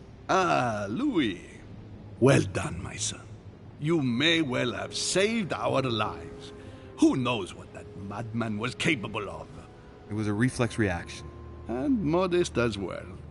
Sarah would be proud of you. It's not going to help matters for Mortimer. Now he has one less vote for the conference.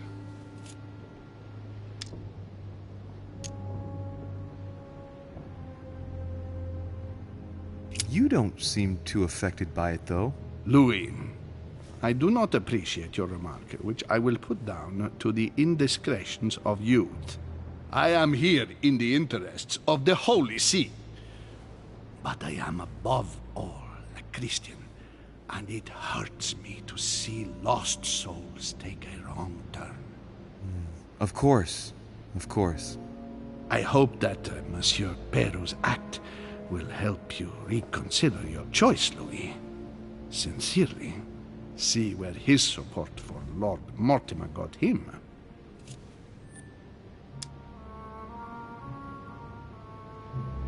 Godoy betrayed you. He has turned his back on you and will follow Mortimer. What? Are you joking? You can always join us, Your Eminence. Don't be the butt of the joke. When all your so-called allies have changed sides without warning, you'll be a laughingstock. I don't know what you're talking about, Louis. Please excuse me, but I am tired. We shall resume our discussion later, perhaps. As you please, Your Eminence.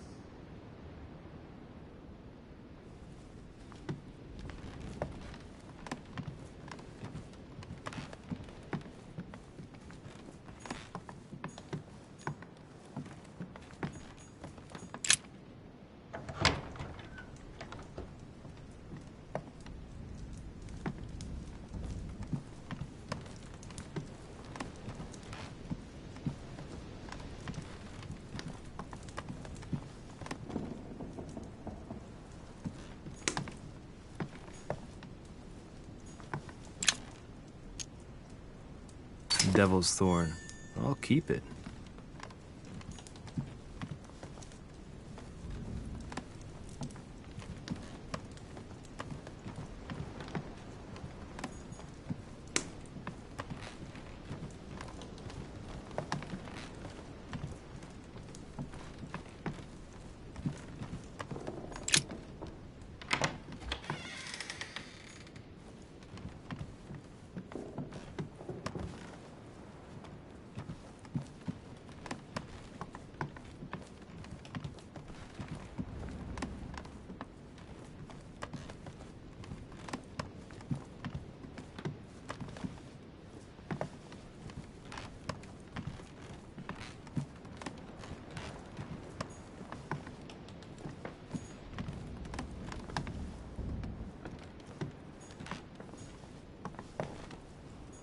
Huh, that's me.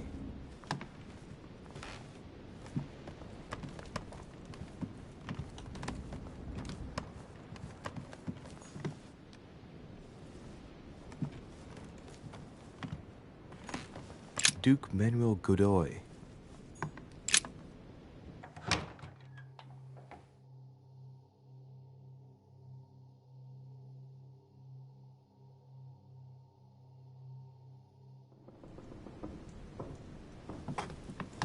Monsieur de Richet, I have no time. I was about to join Sir Gregory.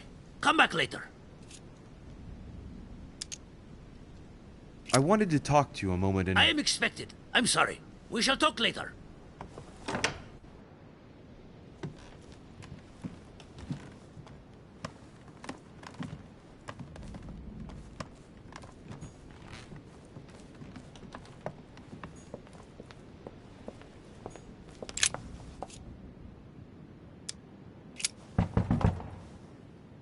No answer. Duchess Emily Hillsborough.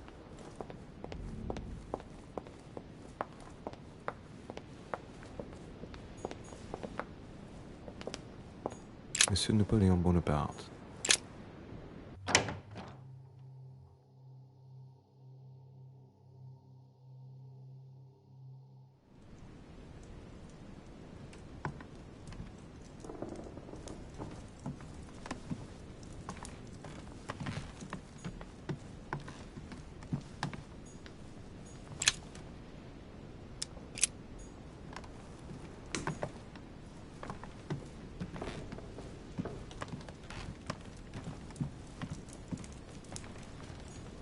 Bicorn decorated with a cockade.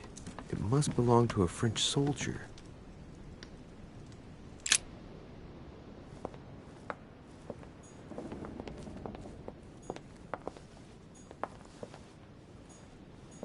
Sir Jacques Perru? Sorry, sir, but you cannot go through. We have very clear instructions from Lord Mortimer. Monsieur Perru must rest.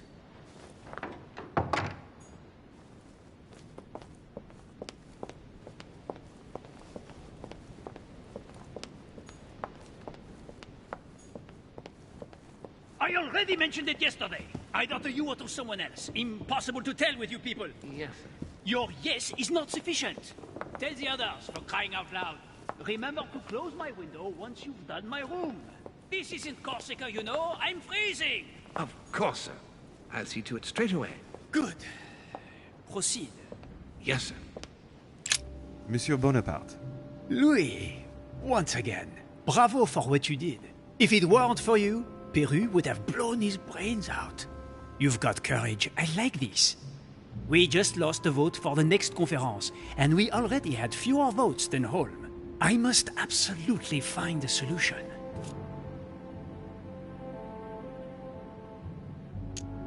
Yes, yes indeed. But I believe if Lord Mortimer is still confident, it's because he still has a few cards up his sleeve. I hope so. I sincerely hope so. Unfortunately, that vote of Godoy you acquired is probably not going to suffice. Well, it's still more than what you've done, isn't it? I see you have a short fuse, monsieur. As someone who just started a war with Spain, if I were you, I wouldn't get on my high horse so quickly. In short, we haven't a minute to lose. I'll leave you now. Just a minute.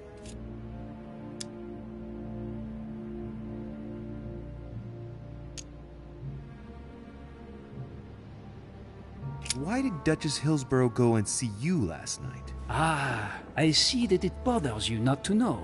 I've half a mind to send you on a wild goose chase. The Duchess simply came to persuade me to change sides. But rest assured, with the most honorable intentions. Now, Louis, time is running short, and as I said, I'm in a hurry. I have to go now. I will see you later.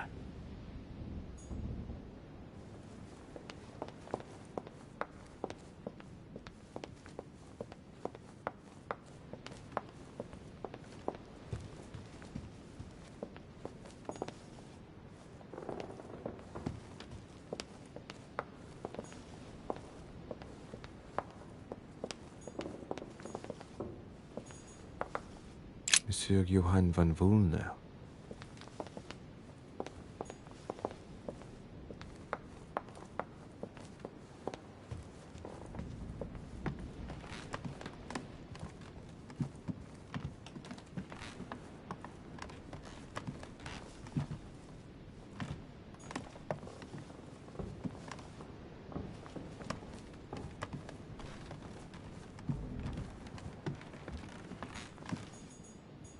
President George Washington.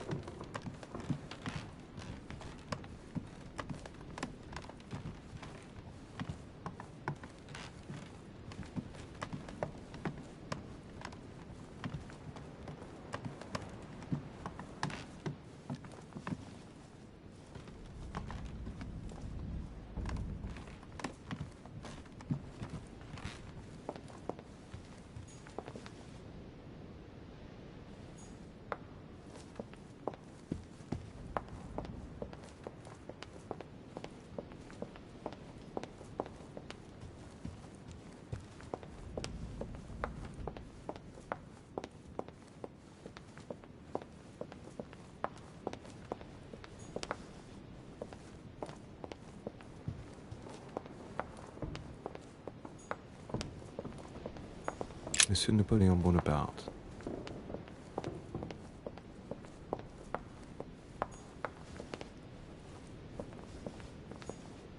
Duchess Emily Hillsborough. Nothing. Emily? Emily, are you there?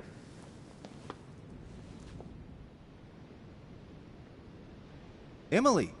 Yes. Louis, is that you? Yes, let me in. I'm sorry, Louis. I don't feel very well. I'll see you later. Are you sure everything's all right? Are you still there?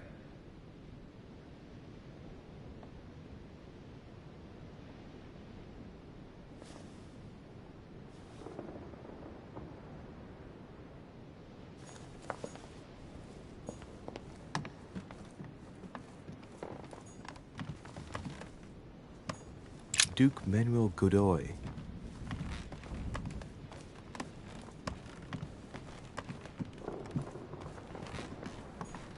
Huh, that's me.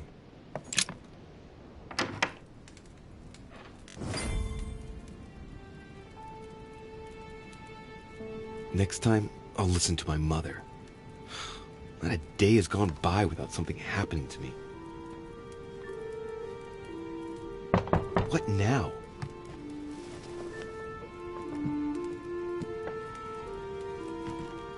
Louis, open up, please. Coming, Mr. President, I'm coming. Louis. Ah, there you are at last. Yes, I just saw your mother. She was accompanied by Emily, and they both went into the Duchess's room. I tried to join them, but I was refused entry. Louis, this does not bode well. Oh, shit. Emily might want to avenge her sister. I must act quickly. You're right, Mr. President. Thank you.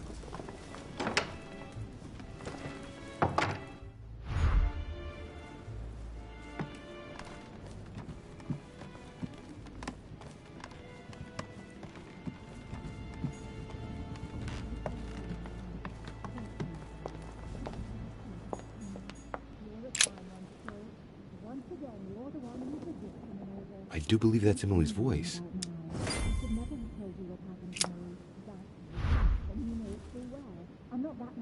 can't understand what she's saying.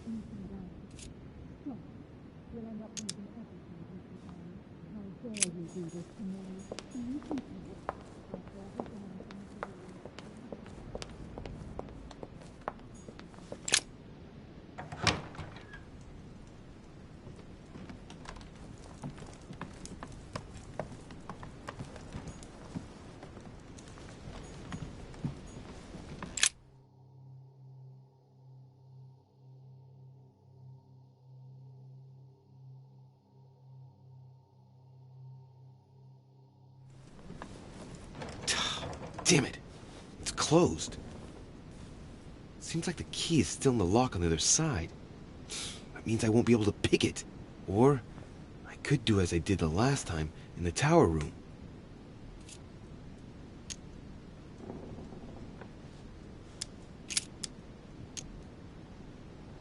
It's not a very complex lock.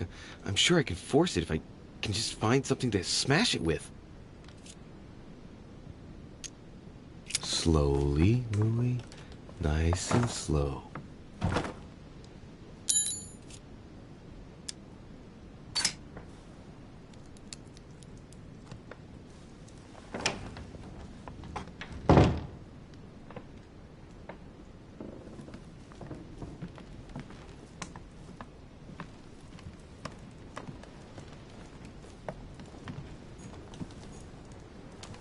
French actor Talma is Nero in Britannicus, the last emperor of the Caesar dynasty.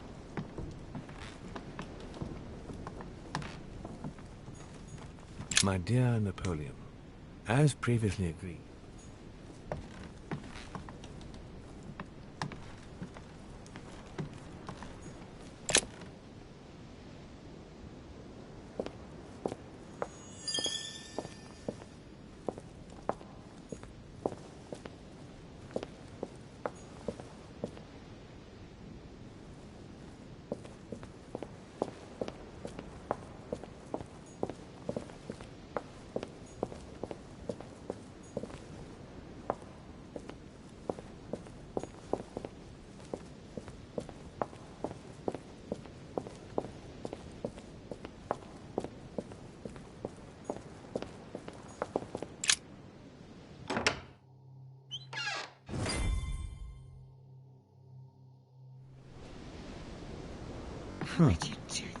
It's as if there are several people inside.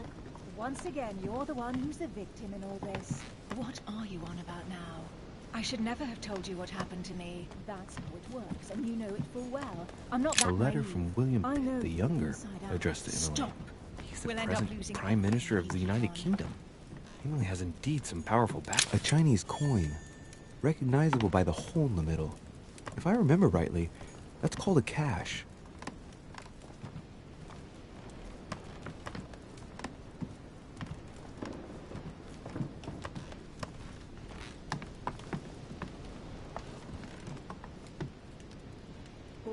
What on earth is... You... Mother? How dare you do this to me? You can talk. After everything I've done for you. You are joking, I hope, right? I gave you my life. That's enough, Emma. Now that Louis is here, you will leave Sarah alone. Cease your revenge immediately. What? If you think you're going to... Louis, help me, I beg you. I can no longer reason with her. I am Emily. Quit playing games. What? Honestly, don't be ridiculous. No. I am Emily. You are wasting your time. Louis knows very well how to tell us apart. After everything we've been through together. Yes, well... Don't you dare bring him into this. This is between you and me. I ask for nothing more, so stop taking it out on Sarah. You prissy little bitch! How dare you! Now that I've told you everything, you want to take my place, do you? You are joking, I hope. I'm the one who told you everything that's been going on while you were away. Go on, then. That's what you want, isn't it? You want to kill me. Go on, then. Shoot! After all the trouble I've gone through to find you. Go on. What are you waiting for? Here, Louis, take this. Wait, what's going... An entire life for this. Go on, shoot. Sorry, Louis, I can't shoot her. She's my sister. That's enough, Emma. Louis, out of the way. She's dangerous. Don't trust her. What are you trying to do? Louis, out of the way. I am not Emma. Come on, Louis, tell her who the real Emily is. Wait, That's right, Louis. I'm fed up with this little game. Tell him who the real Emily is. Why do these things always happen to me? Well, Louis, come on, you know how to tell us apart, right?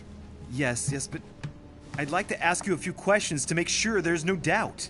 Rational and open, Louis. Let's see. How can I tell them apart? Wait, I've got an idea. On the night of our arrival,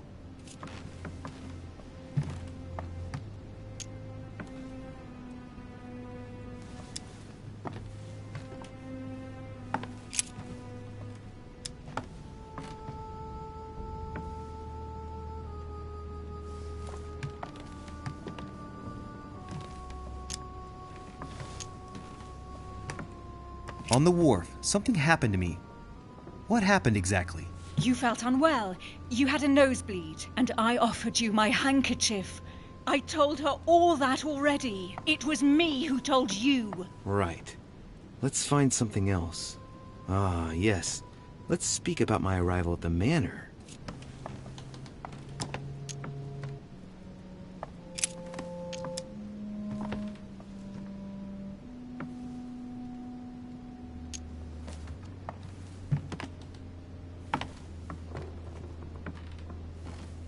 Once at the manor, we split up into two groups. What group did I choose? You stayed with me, along with President Washington. And we informed him that we were members of the Order. Of course you know all this. I'm the one who told you about it. Very well. Let's try something else. On the first night, we went up to bed, but I wasn't tired. I went for a little stroll.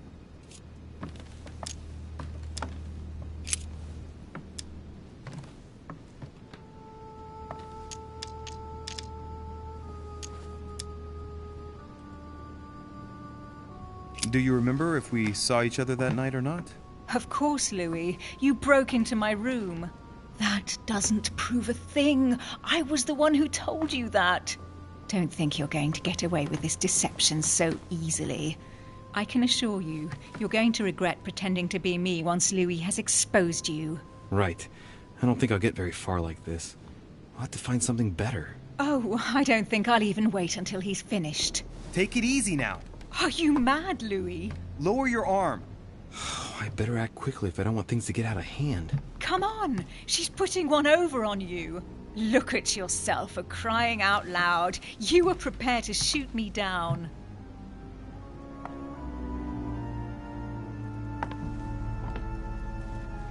In the secret room behind the study.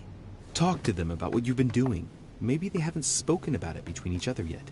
On the night of the disappearance of Elizabeth Adams. What about it? What do you want to know about that night?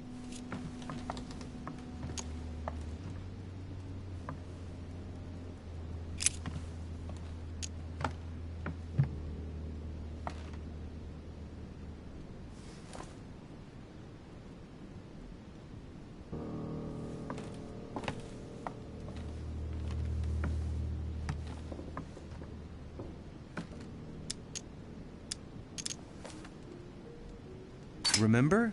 How did you manage to vanquish the Medusa? Sword toward the Gorgon, Gorgon toward the shield, shield toward the sword. Lantern toward the shield. Of course, I told her how to do it. That's enough! I've had enough of this charade. Louis, there's only one way to tell us apart. There's just one thing I didn't tell her about in detail. Too bad for you, Emma. I didn't want it to come to this, but you leave me no choice. Ask her about you and I. You just lost, Emma. I indeed didn't tell you everything about it. Come, Louis. Speak about our intimacy. Very well. Let's talk about us.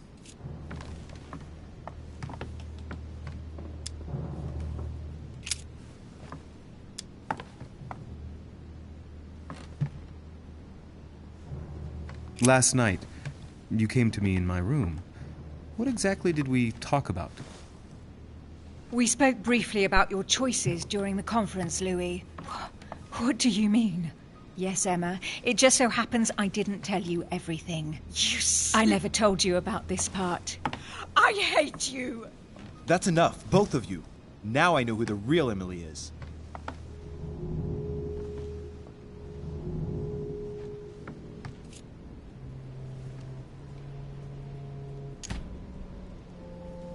You are Emily Hillsborough. I knew you wouldn't get it wrong, Louis. No!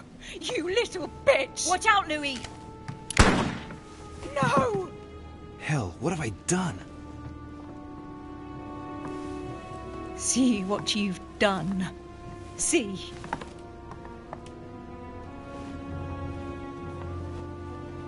Louis? What on earth is going... Mother! Go. You must leave. Everyone's going to arrive. Louis, what's going on? Duchess? Is everything all right? Go! Go, Mother! No one must find you here. Go. Come, Louis. There's nothing more you can do. But I... Leave us. Emily, what's going on? Mother, go to the crypt. I'll meet you there. I'll be waiting for you. Emily. Madam, I'm coming in. It was bound to end like this, Louis. Let me stay with her, please. Go, I'll cover you. What? What are you doing there? Stop! God damn it. Now what's going on?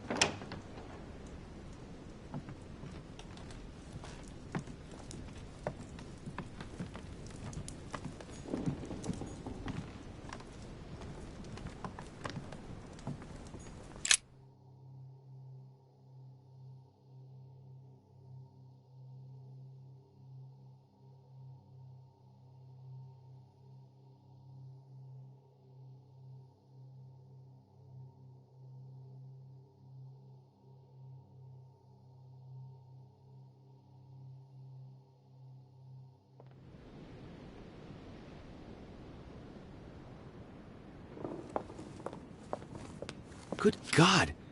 They're all here. They must have heard the gunshot. Where is Lord Mortimer? Can anyone hear anything through the door?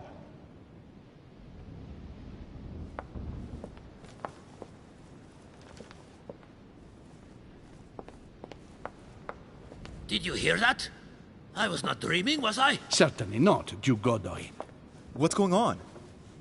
Someone had the bang coming from the Duchess's room, and she isn't answering. Gentlemen, go back to your rooms. Go back to your rooms. I shall find out from Lord Mortimer what this is all about. Thank you.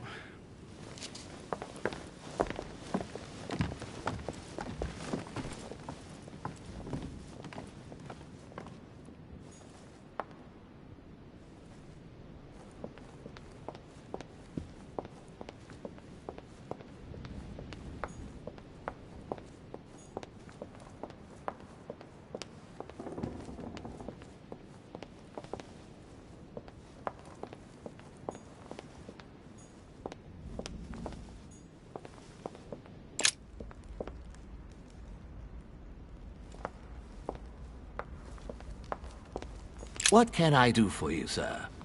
I am at your service day and night, sir. As I was unable to bring my personal effects with me, I was wondering if you could find me a few items. Of course, sir. What would you require?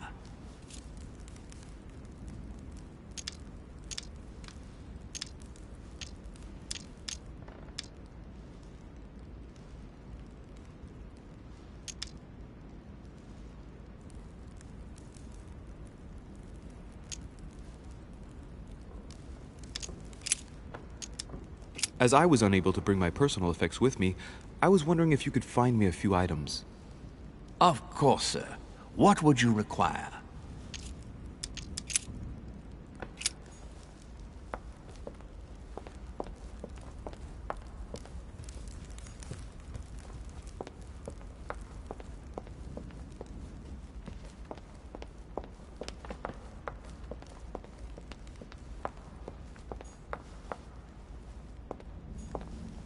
Lord Mortimer certainly has a taste for staging rooms.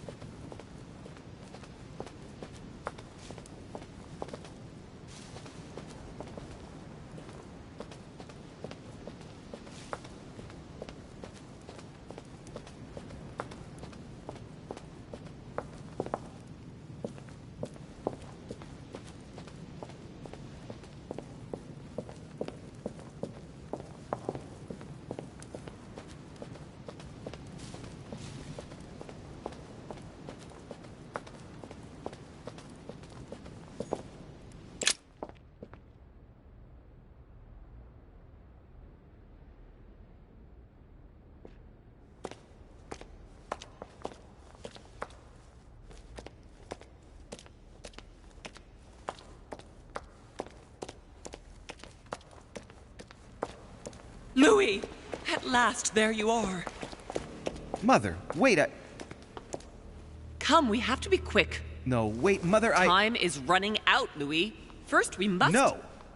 That's enough. I won't go a step further unless you explain to me what is going on here. I'm begging you. Talk to me. You must trust me, my son. You are not ready yet. You're the one who should trust me. Tell me what's happening. You would never believe me. I came all the way here for you. Now I've found you. I'm ready, Mother. If only... Louis, I have always taught you to keep your mind open and logical. I know you are going to find it hard to believe, but what I am going to reveal to you is entirely true. Many years ago, I found out that demons really do live among us. I beg your pardon? And that they can influence our thoughts. Mother, listen to yourself. I know you're exhausted, but for crying out loud, listen to what you're saying. Demons? What next? An ancient monster with a head like an octopus? What do your demons look like? Have they got horns and a pointed tail? No, these are not creatures with billy goat's legs. Forget your Christian folklore. Imagine them more as parasitic spirits. They possess their hosts and direct them from inside. Parasitic spirits? Yes, they are capable of going from one body to another as they see fit. And 2 of them are present on this island. Right. So let me guess.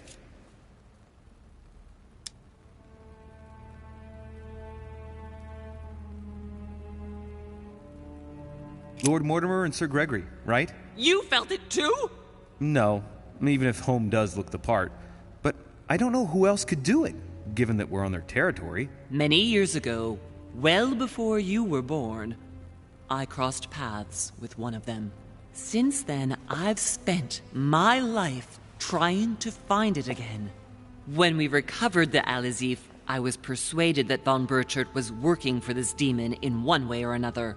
But I thought he would hand the book to a middleman during this conference. That's where I made an error that could well turn out to be fatal. The one who Burchard was meant to give the book to was none other than the demon in person, Mortimer. Not to mention that Home had sent Volner to get it for him. Home and Mortimer are demons? They both seem to disagree about many things, but I'll admit I never knew exactly why. There are many of them, Louis, not just those two. Mother, have you any proof to support any of this? Of course, but you do too. You had everything laid out in front of you. Didn't you notice anything?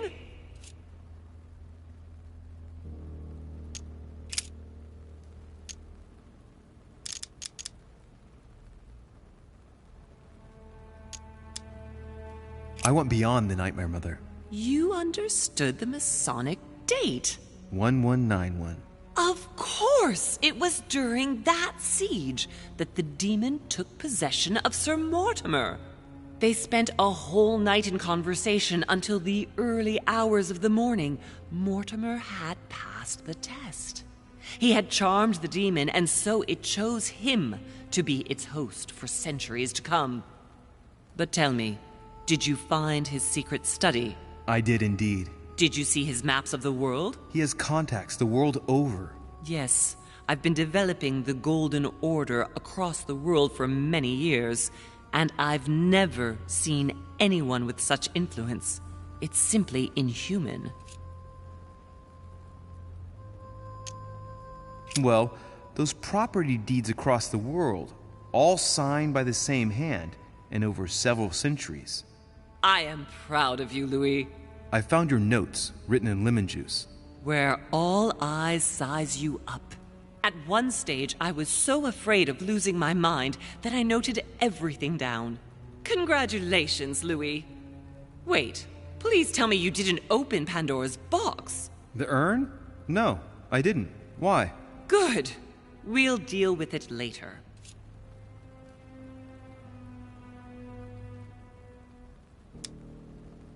I must admit, I found it difficult to understand how and why Mortimer didn't have a place in history.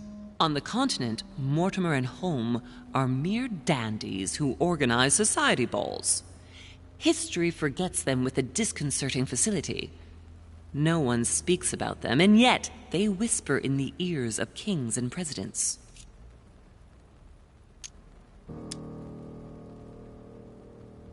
You mean the conference? How can you explain that someone manages to bring together so many important figures without anyone knowing? And without any security or personnel. Louis, I am proud of you. You came all this way. You found me. You have surpassed me. You taught me everything I know. Right. How did it all begin? I saw him! What do you mean you saw him? I was 20 years old. I was young and carefree. I traveled the world in search of adventure. In the Persian Gulf, we came across an ancient grimoire that became unlocked.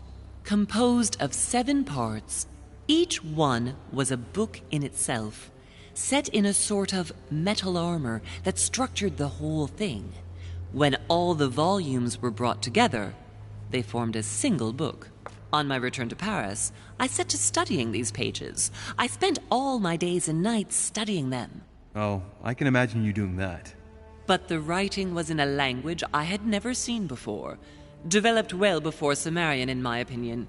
So I got the idea to form a small occult circle composed of all the major names in the occult world to see if anyone else could crack it.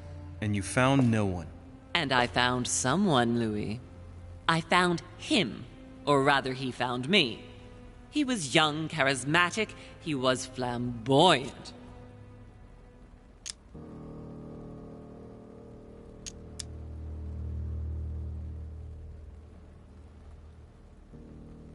Sir Gregory?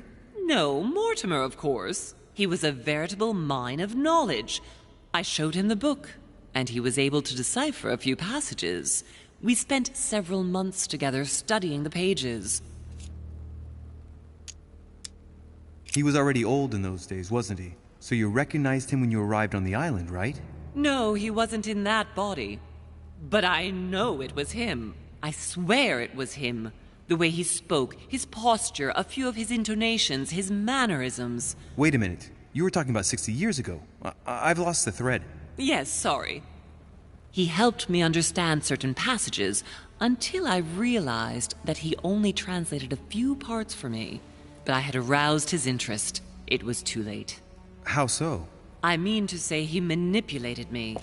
He used me, and in the end, he stole the book with all its secrets. Did he ever go to your place? Not once. At least I don't think so. But before disappearing, he proposed a pact between us. He proposed that I follow him and let him teach me, allow him to bring me up. And you accepted? Please don't be stupid. You don't make deals with the devil. After that, I spent my whole life looking for him. 3 years later, in Berlin, I just missed him. In London, I lost 6 members of the order in a chase. In 1741, in Tunisia, I found a sect of fanatics who had crossed paths with him once. 1741, in Poland. 1749, in India. 8 years ago in Venice. We agreed never to speak about what happened in Venice, Louis. For the moment, that is not the key issue here. Once we found the Al-Azif in Paris, I followed von Borchart's trail here. I didn't think it would lead me straight to the demon. It was careless of me. He toyed with me for a few days, until I caught on, until I saw him as he was. But he had no intention of letting me leave. We are all his pawns, Louis, and if we don't want to spend the rest of our lives turning round in circles here, we must absolutely get off this island. All right, can we move on? Wait a minute. One last thing. I want to know what happened with Elizabeth Adams. Louis, we haven't time for those details. You're probably right. I want to know what happened between you and Emily's sister. Great responsibility often brings difficult choices, Louis. That's all you need to know. All right, but you're not getting away with it so lightly. Once we get back to Paris, be sure I won't be letting it go. We'll see in Paris, then. What did you negotiate about the Al-Azif with Volner? Absolutely nothing.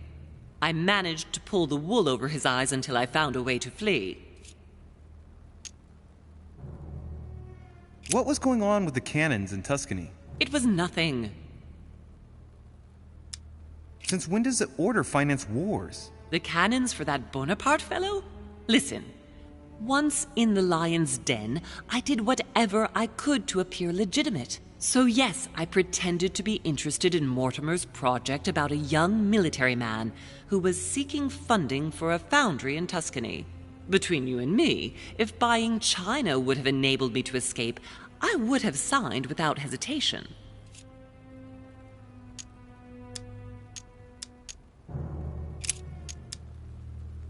Samuel Ritter du Choix, you wanted to send me a letter about Godoy. I wanted you to run a check on Duke Manuel. But frankly, it doesn't really matter anymore now. Godoy is just a pawn like the others. He is not the one I was looking for. On the evening of my arrival, Cardinal Piaggi came looking for you. He was determined to give you a letter. More of his lists. Louis, I think I know what's in that letter, and I beseech you to believe that it is the least of our worries. We can sort that out later. Are you going to tell me what happened to your hand? Better than that. I shall show you.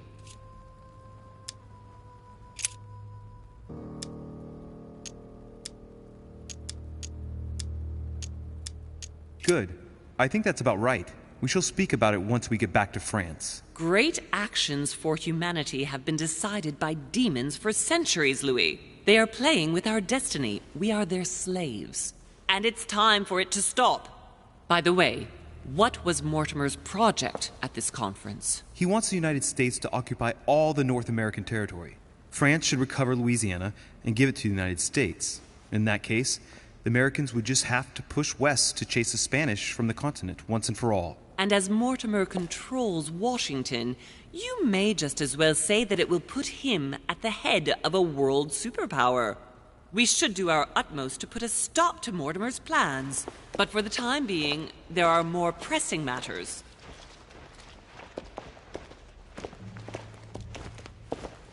Are you going to tell me why we're here?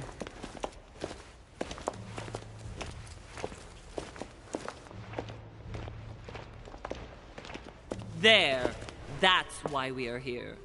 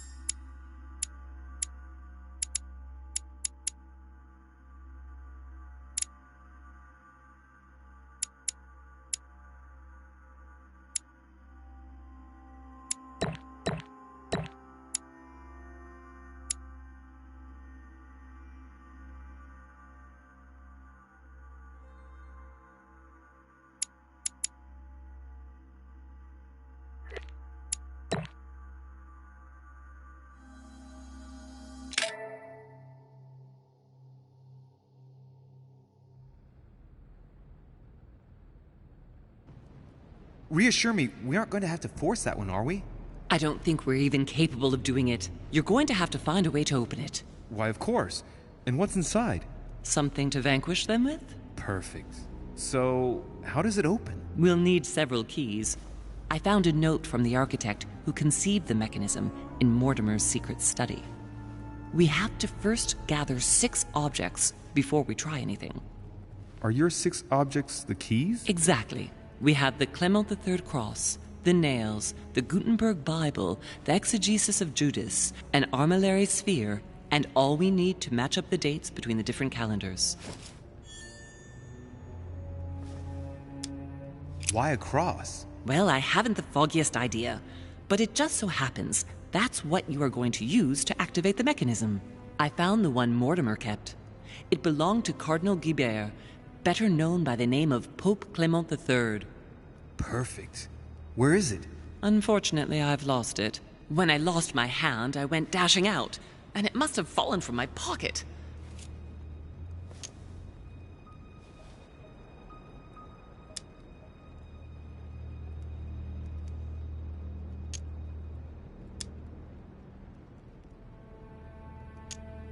Remember, Mother. I'm certain you can remember. Let me think. You were running. I was bleeding to death. You remember the pain. I thought I was going to faint. Yes, I remember. I don't think it can be far, can it? Would you have lost it outside? No, I don't think so. It must be in the area. I don't remember going up with it. Perfect. I'll search the crypt before leaving. Some nails? Don't ask me. I'm not the one who made the mechanism, you know. When I arrived, there were already a few of them inserted, so I didn't have to worry about those. On the other hand, I remember seeing some in Mortimer's secret study, behind his nightmare. And a golden cup? Yes. Yes, I saw them too. Perfect. It will be easy for you to find them then. You need 3 of them. Very well. You remember what to do about the rollers. 1191 to enter, and 6466 to exit. Of course.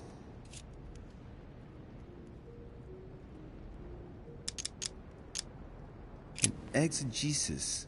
Anything else? Did you manage to vanquish the Medusa? To open the chimney? Yes, absolutely.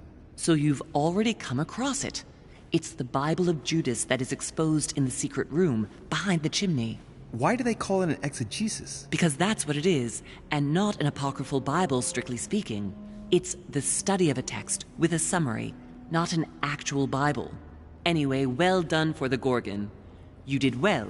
You didn't get tricked by the light bouncing back. Thanks. Do you think I can take it safely? We haven't got a choice, Louis. Without it, we won't be able to work out this cursed mechanism.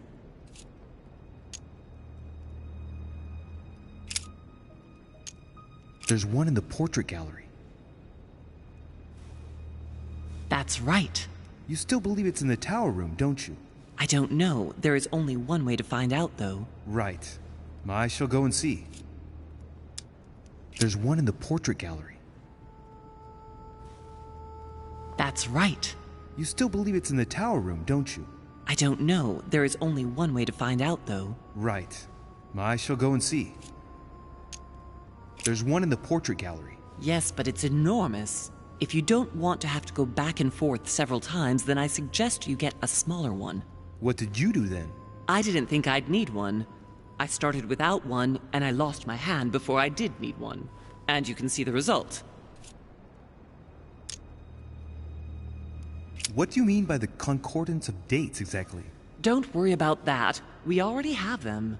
They are written on the back of the message I just gave you.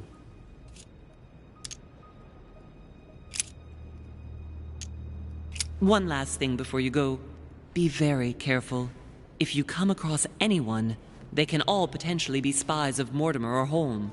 Don't ever confide in anyone because a demon can slip inside them at any moment. Wait, not all of them, though.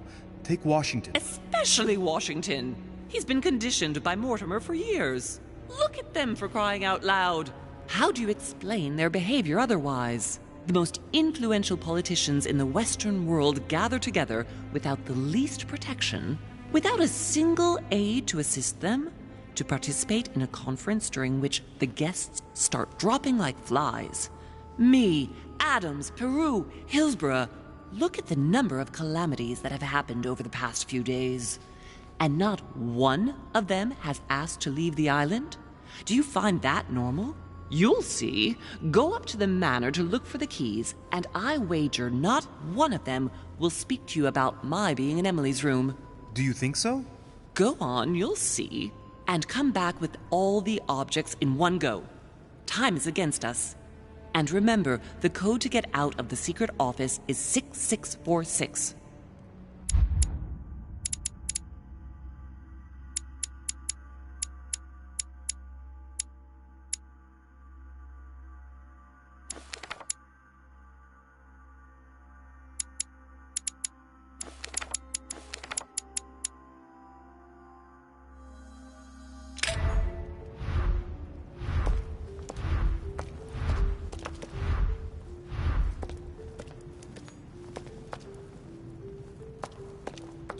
Golden elixir.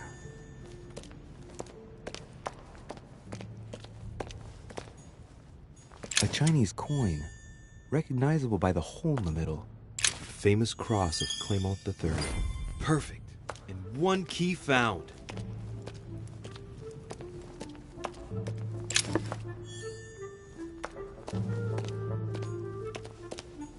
A Chinese coin, recognizable by the hole in the middle. If I remember rightly, that's called a cash.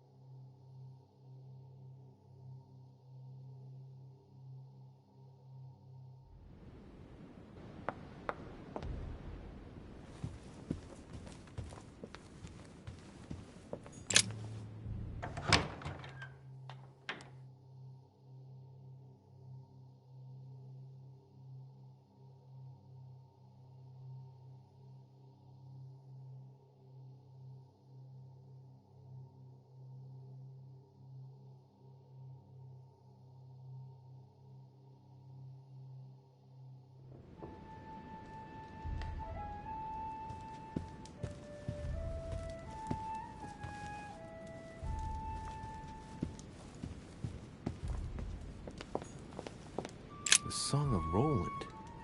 Roland feeleth his death is near, his brain is oozing by either ear. With his brain oozing, it's already remarkable that he can feel anything.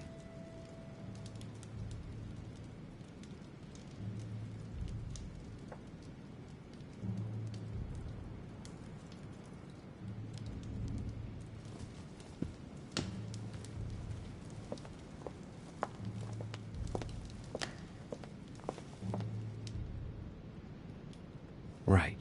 Let's see if the statues are in place yet.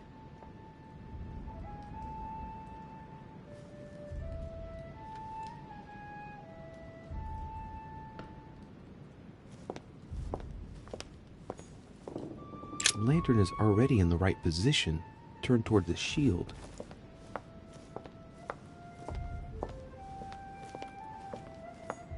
Shield toward the sword. Well, that's good. The statue is already in the right place.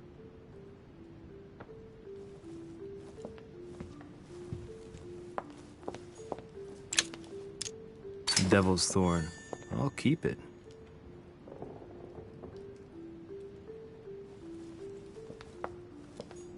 That statue is not positioned correctly.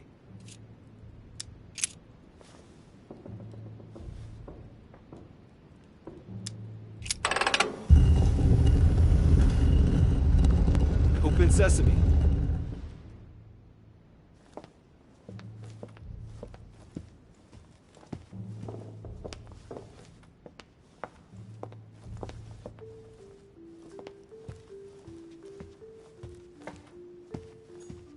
Given all the relics preserved here, it wouldn't surprise me if Mortimer claimed it was Excalibur.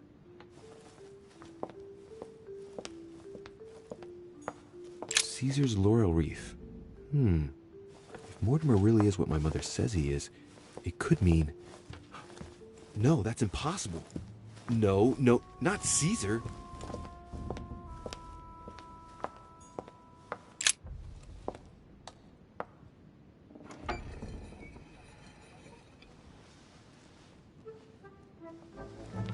So that's the exegesis of Judas. I hope Mortimer doesn't read it very often, otherwise he's going to notice that someone's stolen it. But that's just too bad. I need it.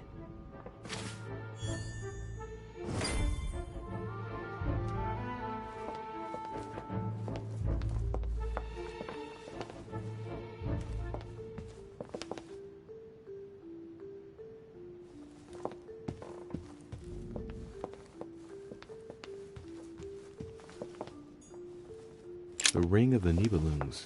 Even if Mortimer is several centuries old, I don't see what part he has in this legend.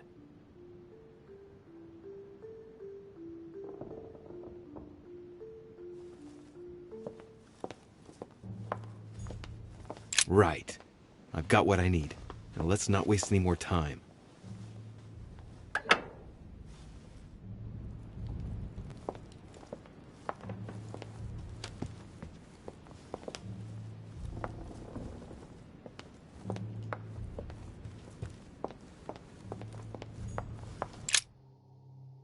Right. It's definitely an armillary sphere, but I have to find one that I can take with me. Otherwise, I risk drawing too much attention to my comings and goings. Now, where can I find a smaller one?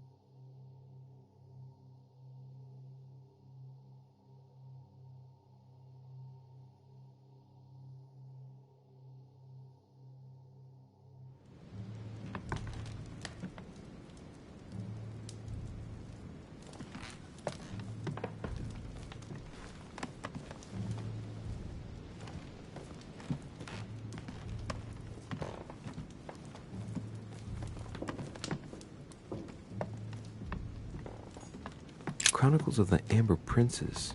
As I recall, Dorkin was my favorite character.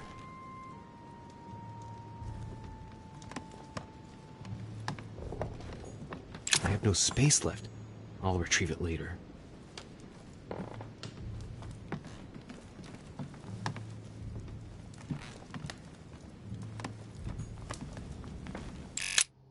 Not too shocked. I beg your pardon? About Peru this morning. I asked you if you weren't too shocked by it all. And yourself? Not too shook up? The only thing that matters to me about that stupid man Peru is the disastrous situation in which it puts us for the conference vote. I wonder why Mortimer even allowed him to roam around the manor armed. He was a veritable public danger. Indeed. You don't seem to be too affected. Tell me. I was wondering. You wouldn't know where to find an armillary sphere, would you? Do you really think this is the right time? Oh, ask Volner. I am sure he will know. What with him being passionate about astronomy, you ought to get on fine together. Leave me now. I need to think of a solution. I won't keep you any longer. See you later, monsieur.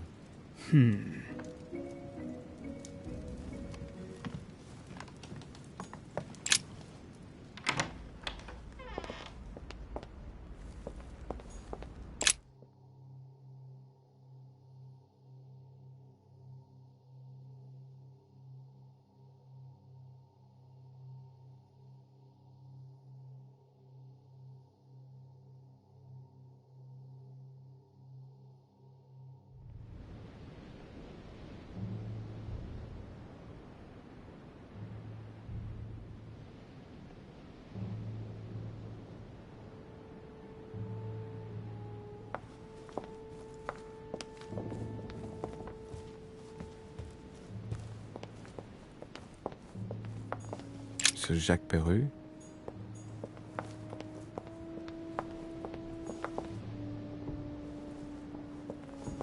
Monsieur Napoleon Bonaparte.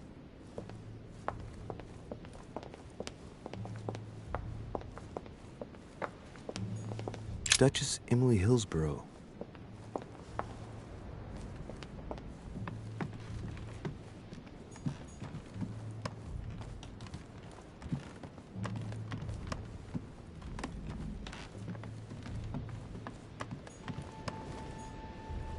Monseigneur His Eminence Cardinal Piaggi.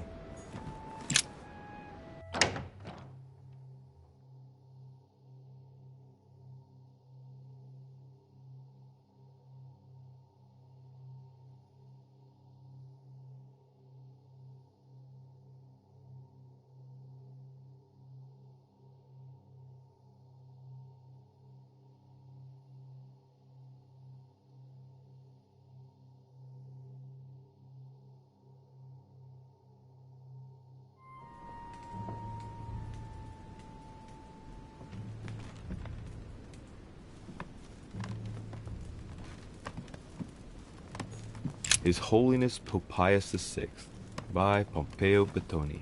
This should help Piaggio feel at home.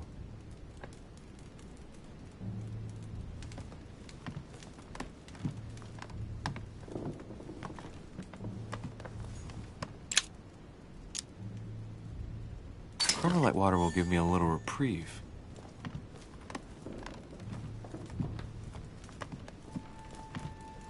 I have no time to lose, so I might as well not bother him.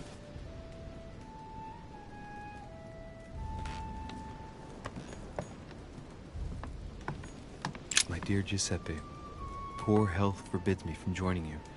Please thank Sir Gregory for his invitation to Lord Mortimer's.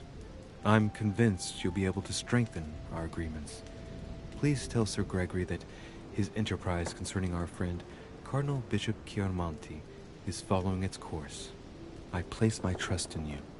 May God bless you and give you protection. SS Giovanni Angelico Praschi.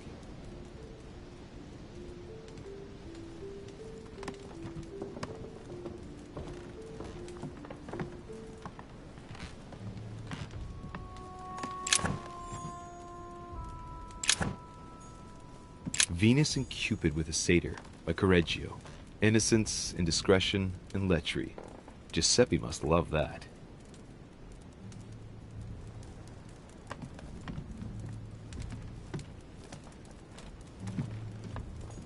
Love Triumphant by Caravaggio. Now there's someone for whom the sex of angels is no mystery. The Lying Girl by Boucher. Here's a painting of mischievous eroticism. I wonder what Piaggi must think of this. Amber crystals.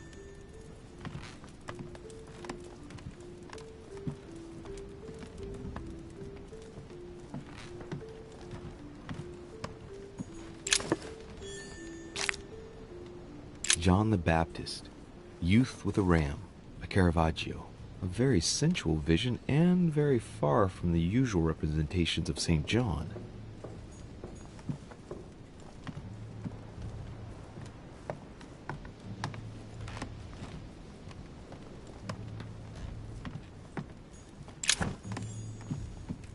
Venus and Cupid with a Satyr by Correggio.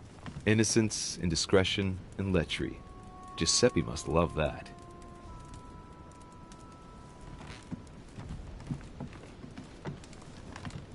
I have no time to lose, so I might as well not bother him.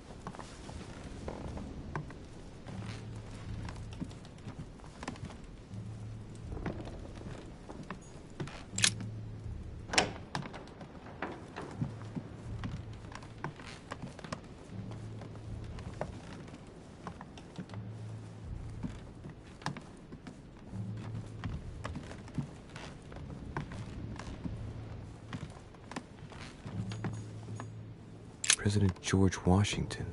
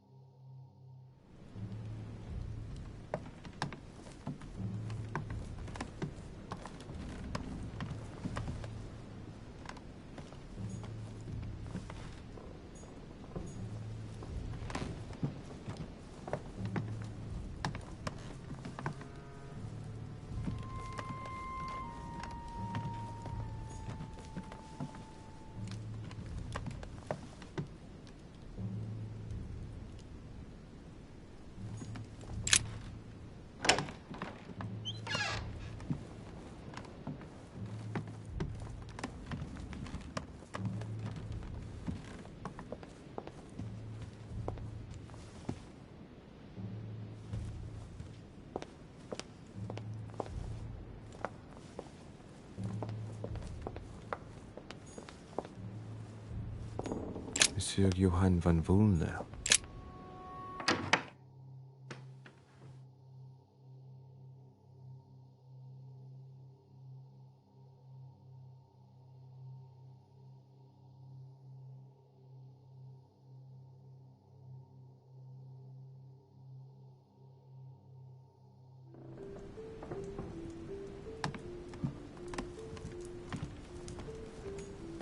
An armillary sphere.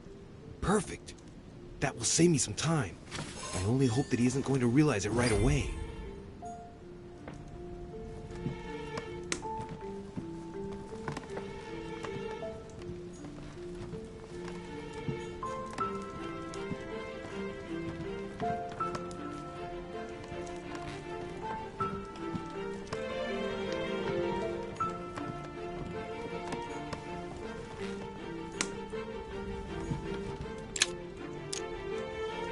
Carmelite water. They say that if you drink this, it gives you a real boost.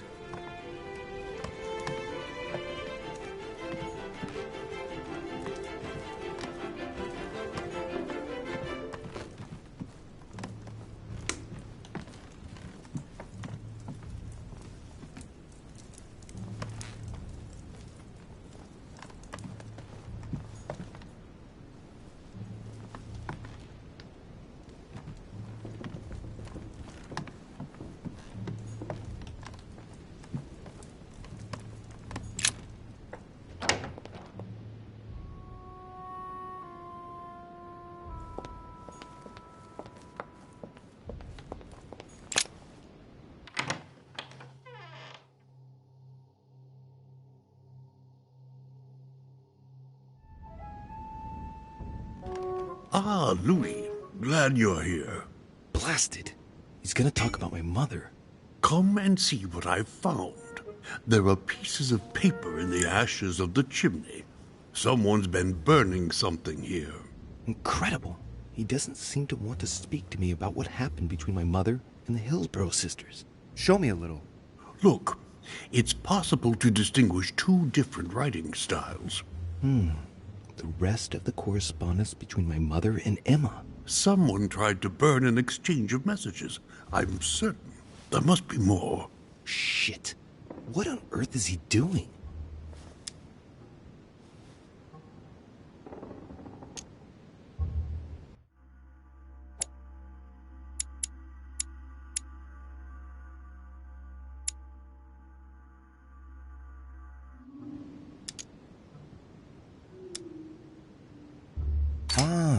I see. I know what it's about. Do you know who was doing their communicating in this room? Yes, but of course we must keep it to ourselves, because it is still a sensitive matter. Volner and Elizabeth had an affair. Volner hinted that he found a way to remain discreet about it. I admit it is ingenious. Well, I would never have guessed. Delighted to have helped, but I still have to find my mother. Of course. We shall see each other later in that case. Wasted enough time. The Bible.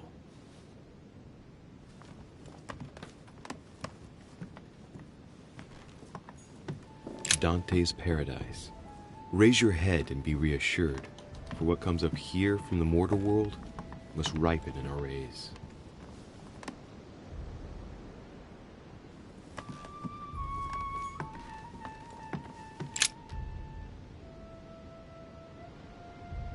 Hey, look, there. No, I don't see anything. Come, Louis, look. Someone's clearly drawn a 4 in the dust. I have a clue. I better take the Bible before he works his way back to it.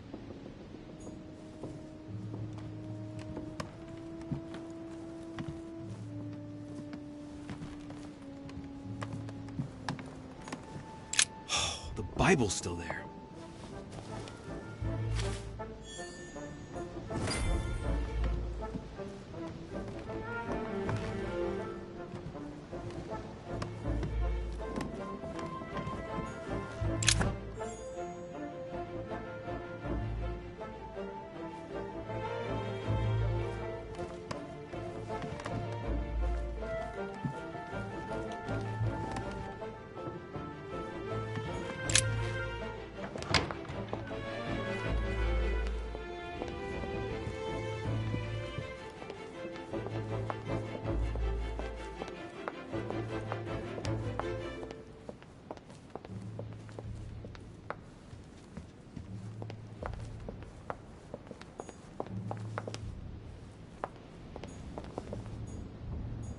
Monsieur Napoleon Bonaparte.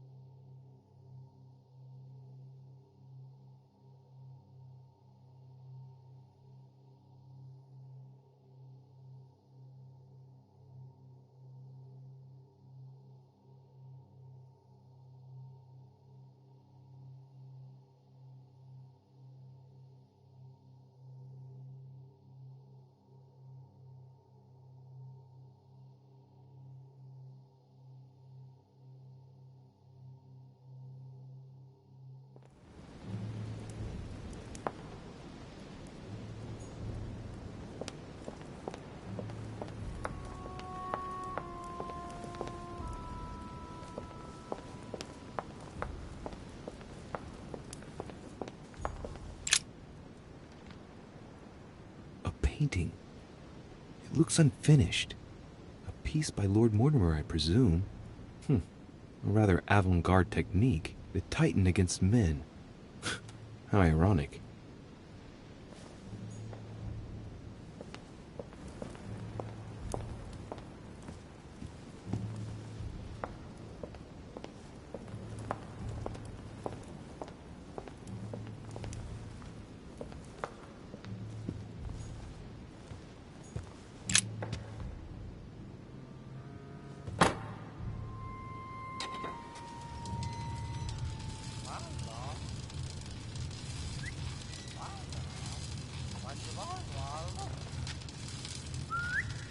Right.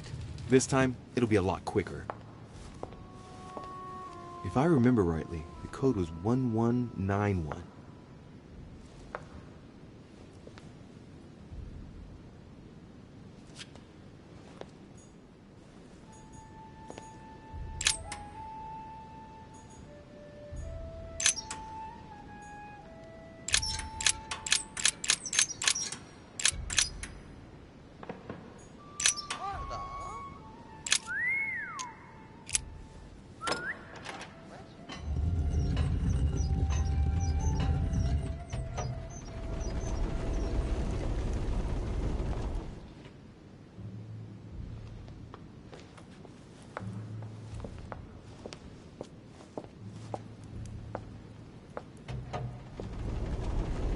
Of course.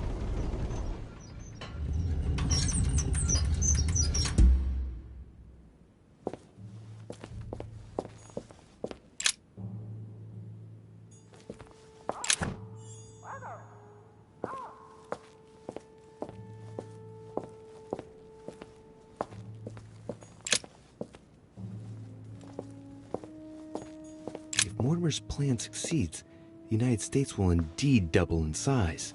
It would mean the end of the Spanish presence in North America.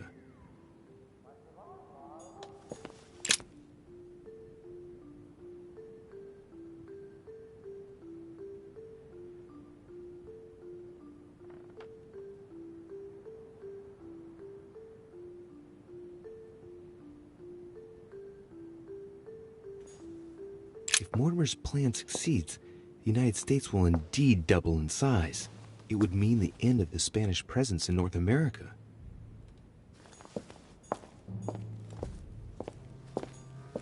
Weaknesses of the Human Psyche by Gilhelm Trimor. Gilhelm Trimor. Trimor. An anagram of Mortimer. Wow. Arrogant enough to publish writings on mental control, but full view of everyone. I wonder who he's writing for.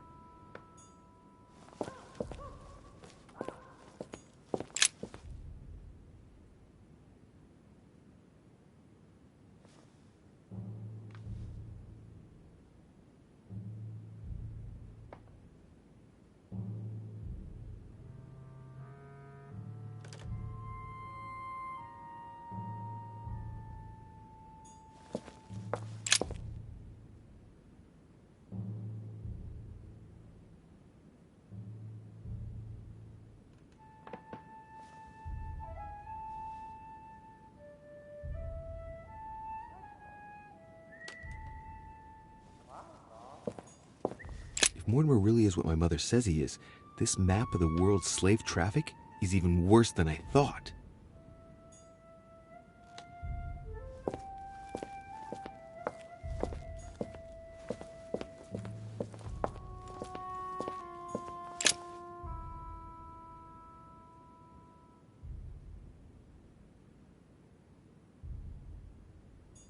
The conference might be focused on the United States, but Mortimer has an eye everywhere, which is not very reassuring if he really is a demon.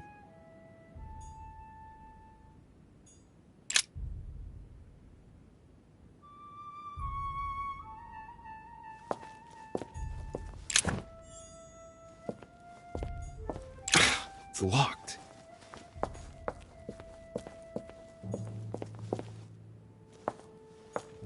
Weaknesses of the Human Psyche by Gilhelm Trimor.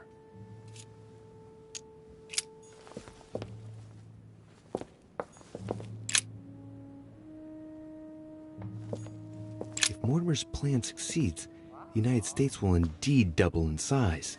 It would mean the end of the Spanish presence in North America.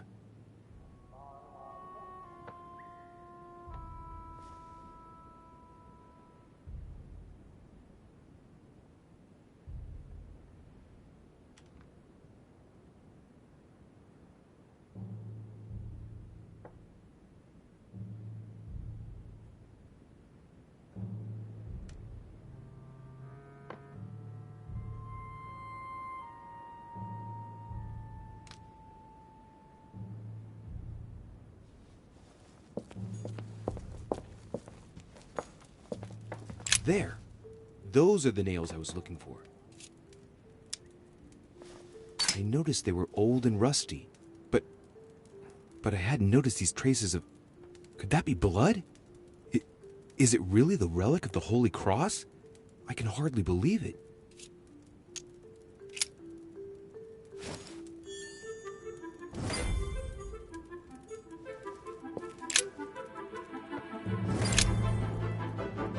Mortimer's interested in black magic. If Mortimer really is a demon, I wonder what he could be doing with all this. A hand of tarot cards. The Emperor, a symbol of power and stability. Temperance, which expresses a reward. And the Chariot, now that evokes triumph. If this hand is anything to go by, Mortimer's destiny promises to be glorious.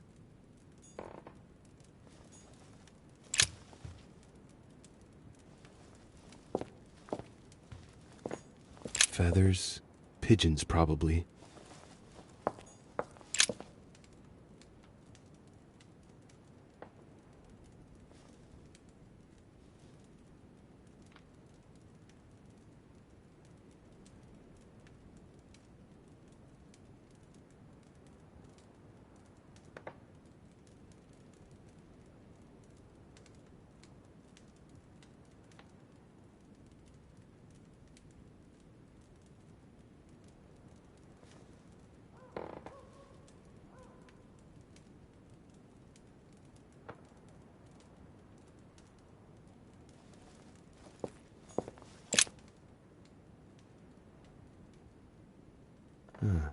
Looks like obsidian or onyx.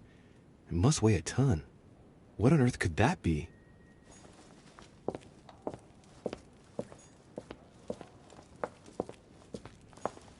Who could Mortimer have locked in there?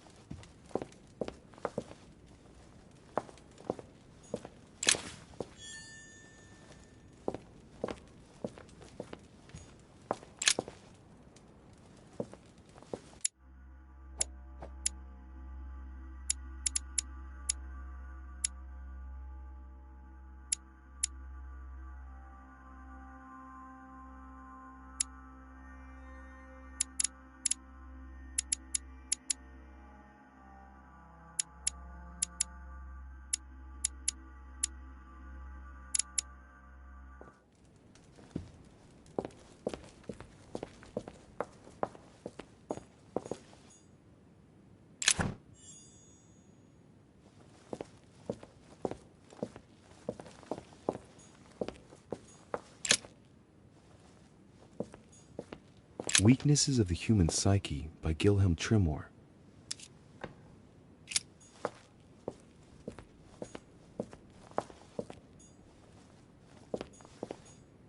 If Mortimer's plan succeeds, the United States will indeed double in size.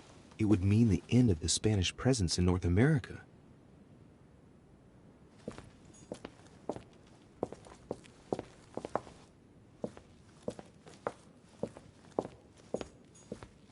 The conference might be focused on the United States, but Mortimer has an eye everywhere, which is not very reassuring if he really is a demon.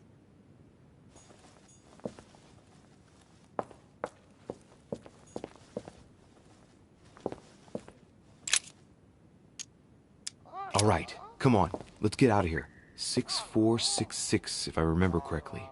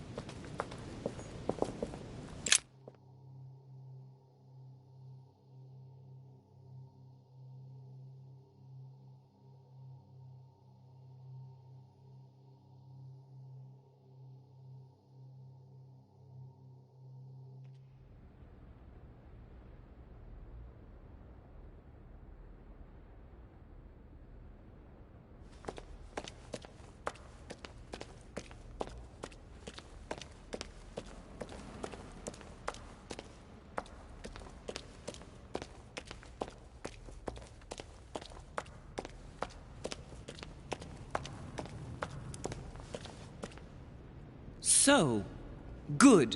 You've managed to gather all the keys. Yes, that's right. I have everything. What should I start with? Place the Clement III cross on the console. Then you have to put the nails on the disc of the door.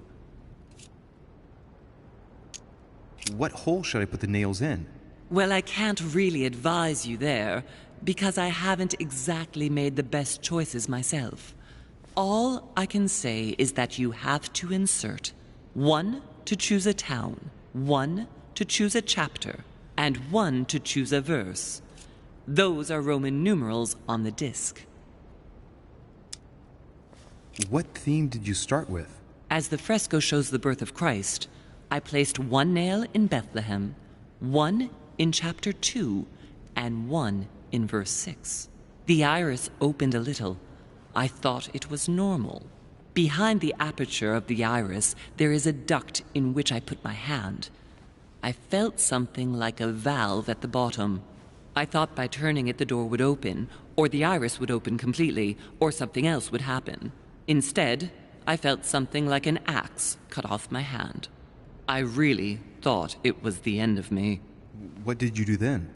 Well, although I had made some unfortunate choices, I was lucky in that Mortimer was well stocked with drugs. I raided his supplies of medicine. All right, my turn now. Go ahead, impress me. I'll shut up and let you concentrate.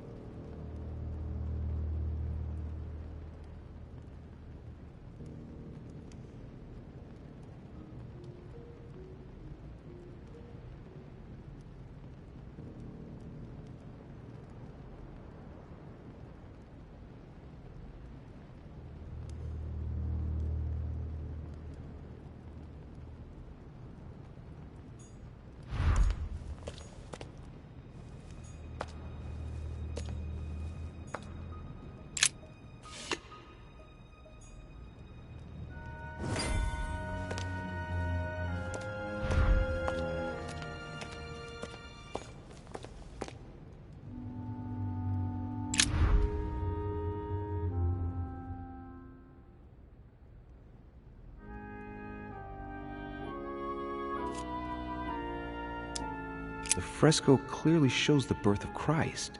Louis, I can assure you that that is not the solution to this enigma. This fresco's only purpose is to mislead. I know that now. Please, focus on another theme about Christ. We'll have to trust her. Yes, it's definitely a representation of the birth of Christ, but some of the details have flaked away. I can't see any other clues. One thing is for sure, this enigma deals with the life of Jesus, like my mother said. You could see that the paint has come off in parts. Difficult to see what was there, but I can distinguish the letters N-R-I. Nothing more. Why, of course, they're part of the initials I-N-R-I that you can find on the cross of Jesus at his crucifixion.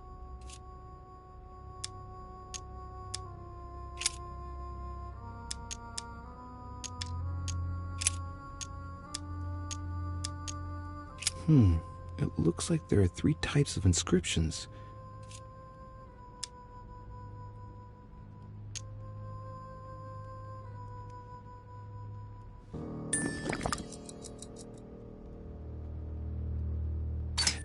There are 3 styles of writing, and I've got 3 nails. There must be a link.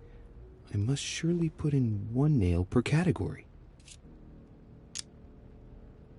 Clearly, we have names of towns, Arabian numerals, and Roman numerals.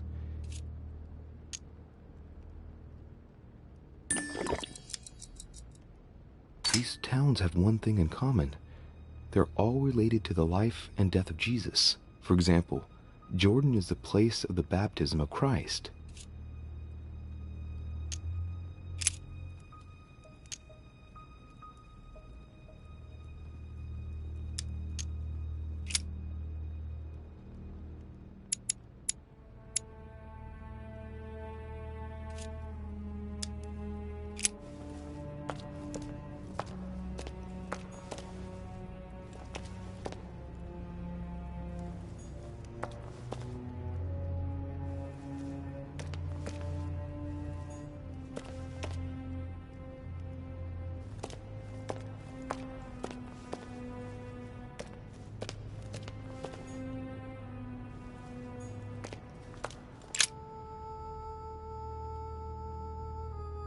The cycle of the moons has nothing to do with what I'm doing right now. This exegesis contains comments from Judas on the different Gospels. It only contains certain chapters and verses, and the chapters are indicated by Roman numerals. The lexicon refers to different chapters and verses from the exegesis of Judas.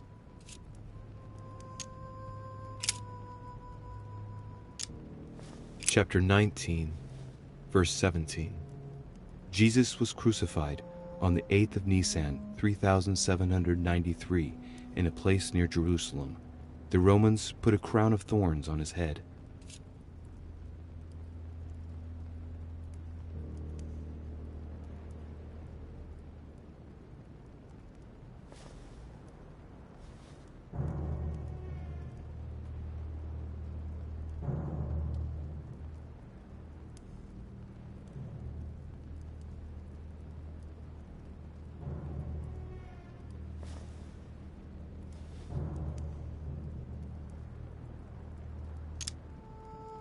Chapter 19, verse 17.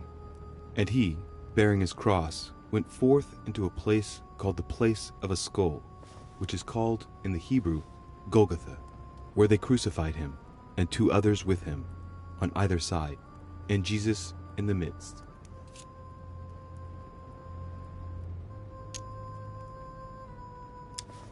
Chapter 19, verse 17. Jesus was crucified on the 8th of Nisan, 3793, in a place near Jerusalem. The Romans put a crown of thorns on his head.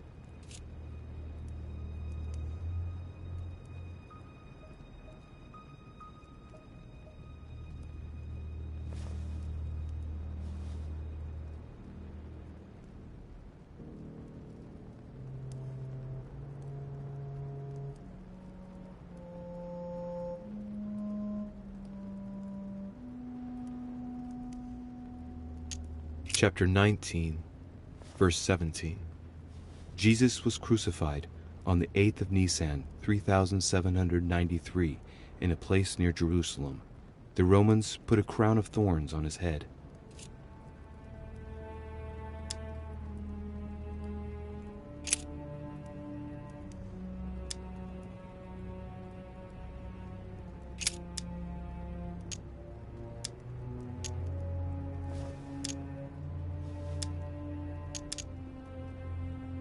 Chapter 1, verse 9.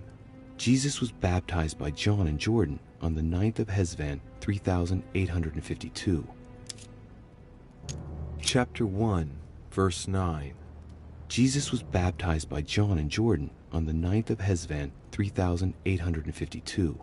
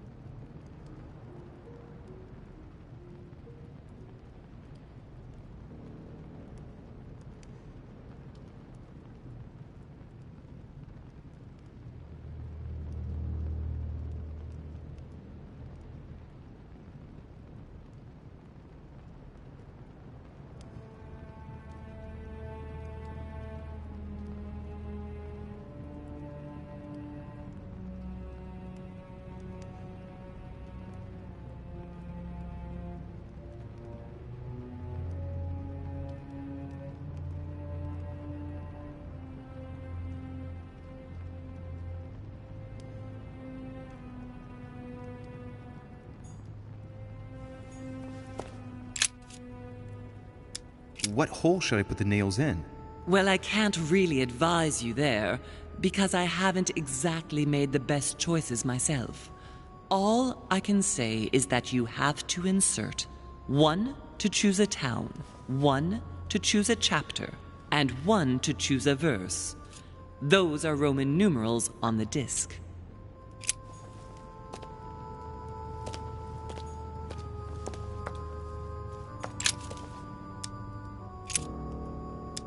Chapter 1, verse 9. Jesus was baptized by John in Jordan on the 9th of Hesvan, 3852.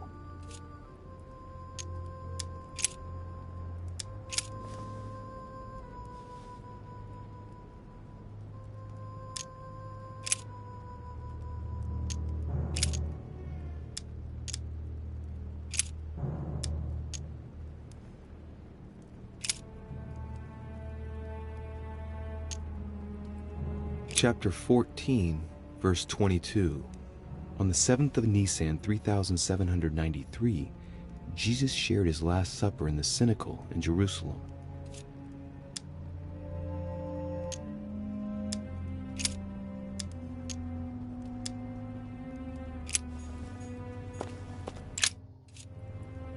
What hole should I put the nails in? Well, I can't really advise you there, because I haven't exactly made the best choices myself. All I can say is that you have to insert 1 to choose a town, 1 to choose a chapter, and 1 to choose a verse. Those are Roman numerals on the disc.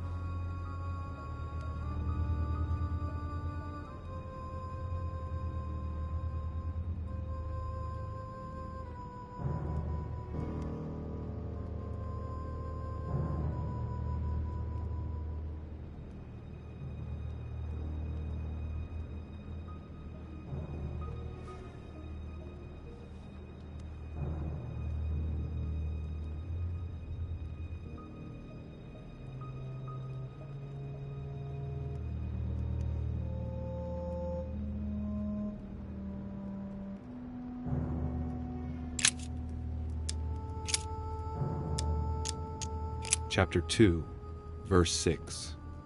Jesus was born of Mary and Joseph on the 22nd of Teveth at midnight, 3762, in the village of Bethlehem.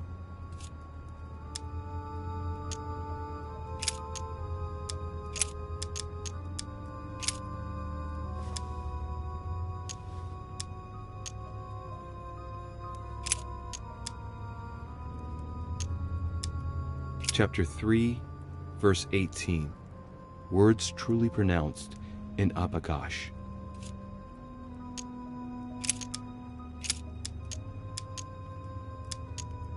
Chapter 10, verse 30. I and the Father are one.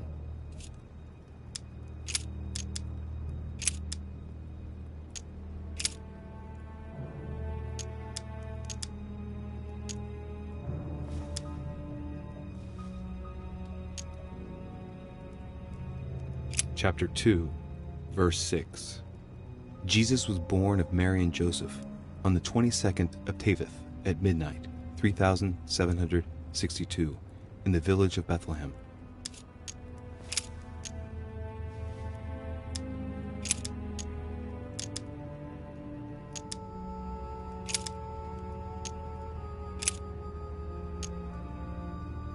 Chapter 5, verse 2. Jesus cures the sick and lame on the 8th of Adar, 3791, in Jerusalem, at the pool of Bethesda. All stand and fling away their canes.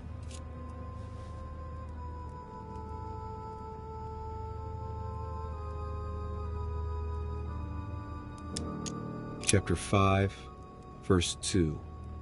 Jesus cures the sick and lame on the 8th of Adar, 3791, in Jerusalem, at the pool of Bethesda. All stand and fling away their canes.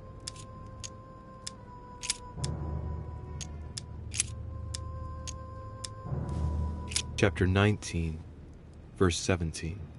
Jesus was crucified on the 8th of Nisan, 3793, in a place near Jerusalem.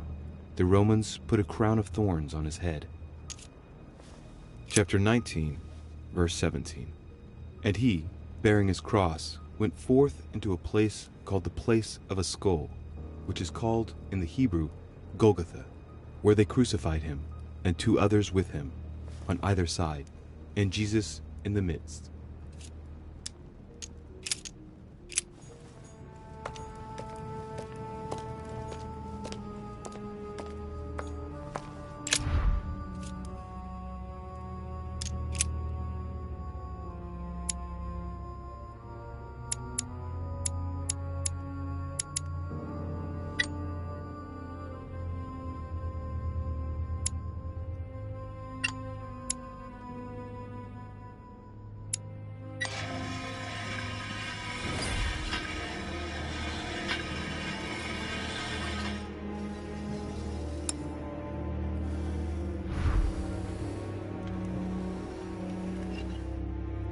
It works.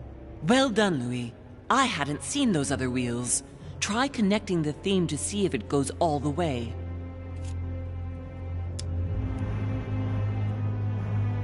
It looks like there are 3 types of inscriptions.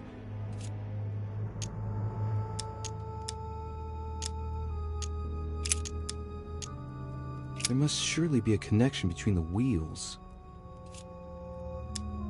There are different icons on this wheel, but it looks like some of them can't be connected to the other wheels.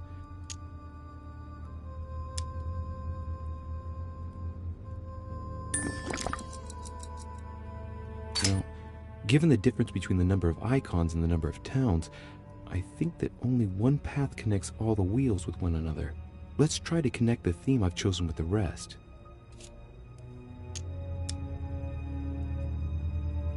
I think I can make out each one of the icons apart from the one covered in blood. Going clockwise from the one I just mentioned, we have the halo that represents the resurrection. The waves represent the baptism of Jesus.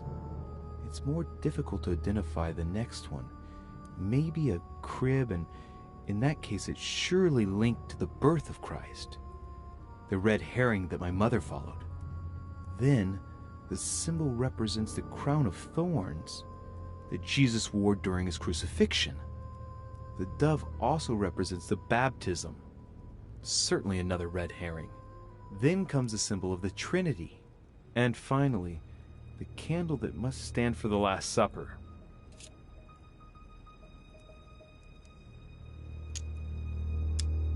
Mother, what do you think? As I told you, I didn't get that far. Nevertheless, these icons do represent moments in the life of Christ.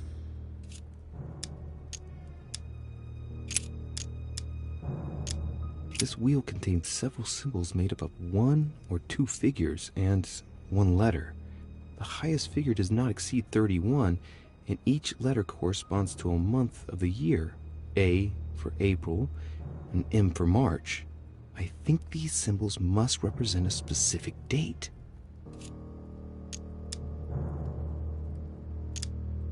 This wheel represents the different moons. In the occult sciences, we represent the full moon by an X. As for the dark moon, called the new moon, in cults, it's often associated with something harmful.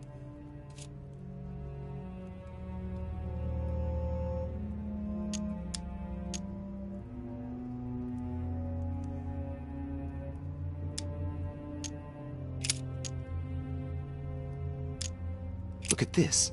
There are notches between each of the wheels. So, I have to link the name of the town from the theme I've chosen to an icon, then to a date, and finally, the date to the moon.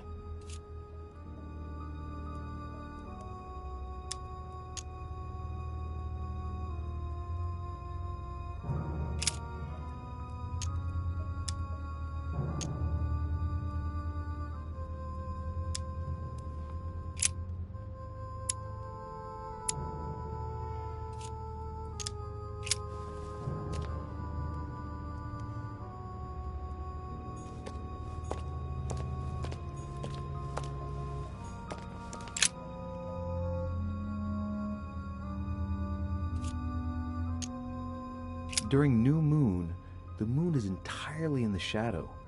Then, the shadow moves from west to east, meaning left to right, and goes through the following states: waxing crescents, first quarter, waxing gibbous, full moon, waning gibbous, last quarter, waning crescent, and the cycle starts over with the full shadowed new moon.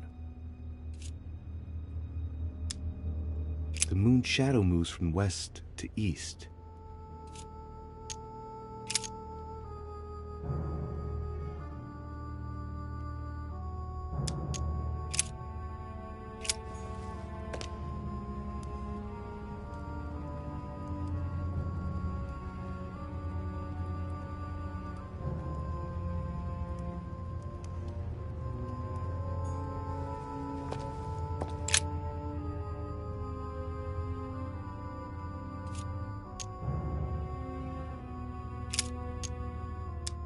Seventh of Shaban, 607, first quarter.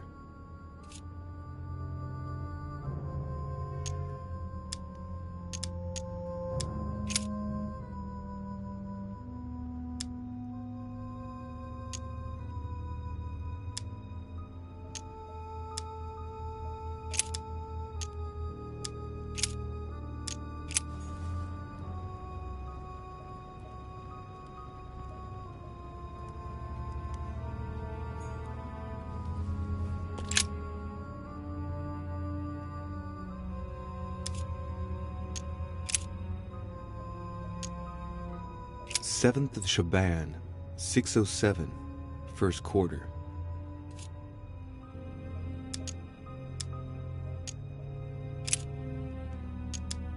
The moon shadow moves from west to east.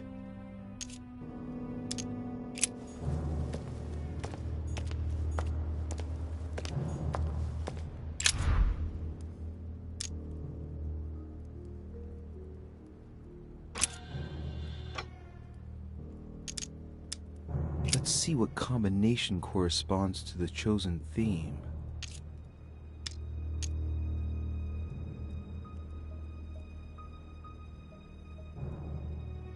to follow the crucifixion theme, I should select the crown of thorns.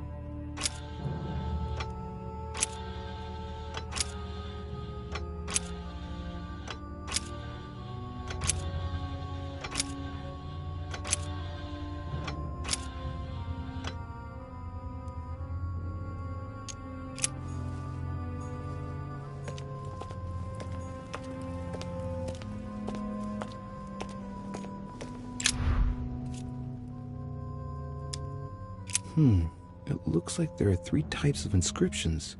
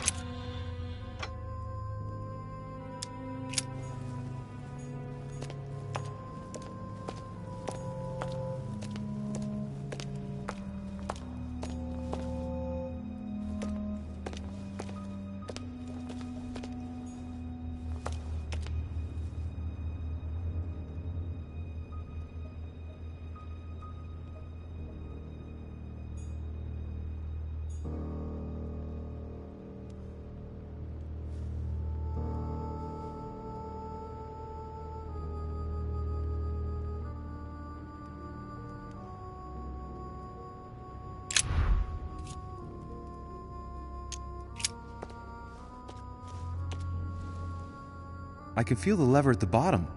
Good luck.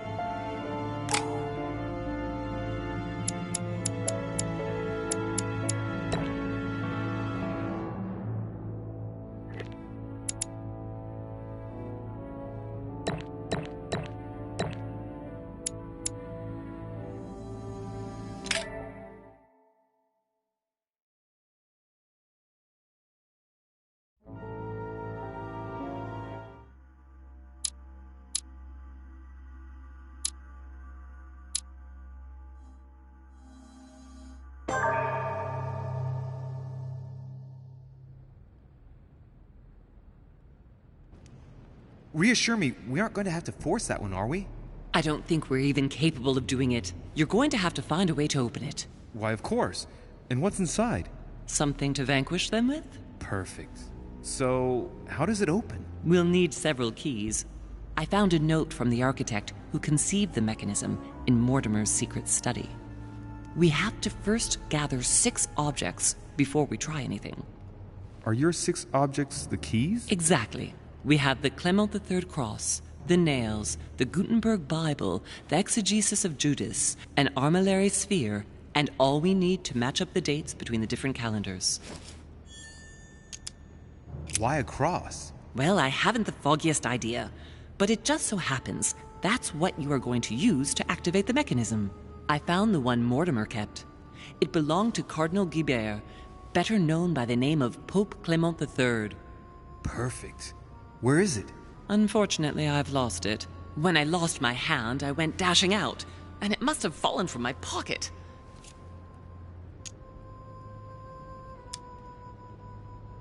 Well, otherwise I can always go and see Piaggi. He's a cardinal after all.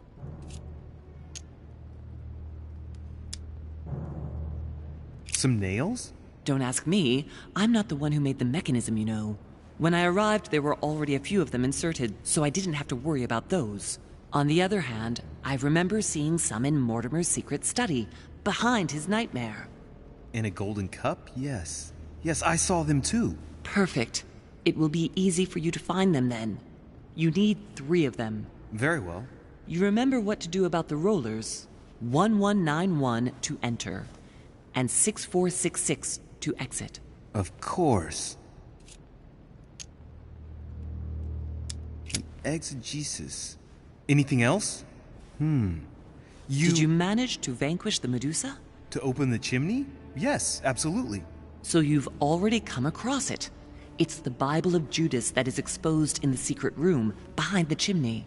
Why do they call it an exegesis? Because that's what it is, and not an apocryphal Bible, strictly speaking. It's the study of a text with a summary, not an actual Bible. Anyway, well done for the Gorgon. You did well. You didn't get tricked by the light bouncing back. Thanks. Do you think I can take it safely? We haven't got a choice, Louis. Without it, we won't be able to work out this cursed mechanism.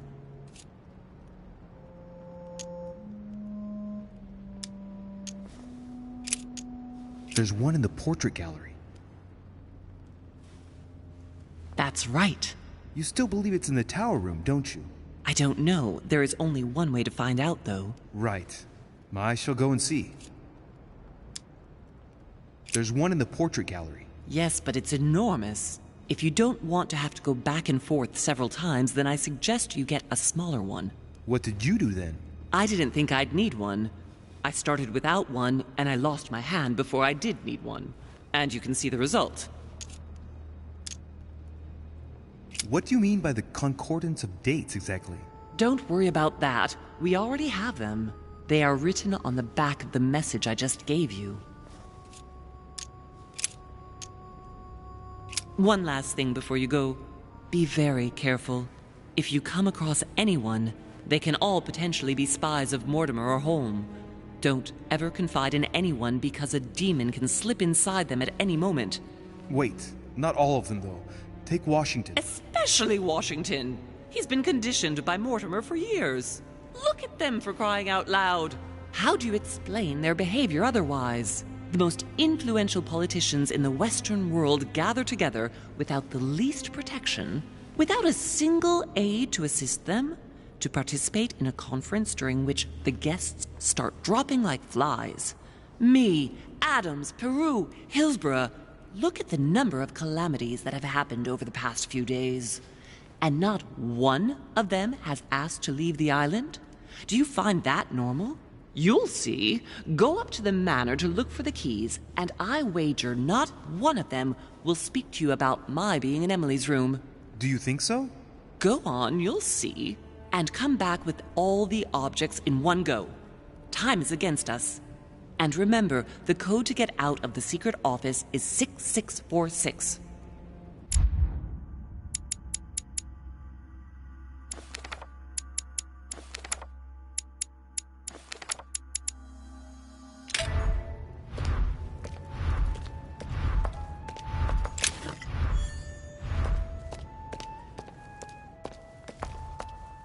Bazant. Famous cross of Clement III. Perfect. And one key found.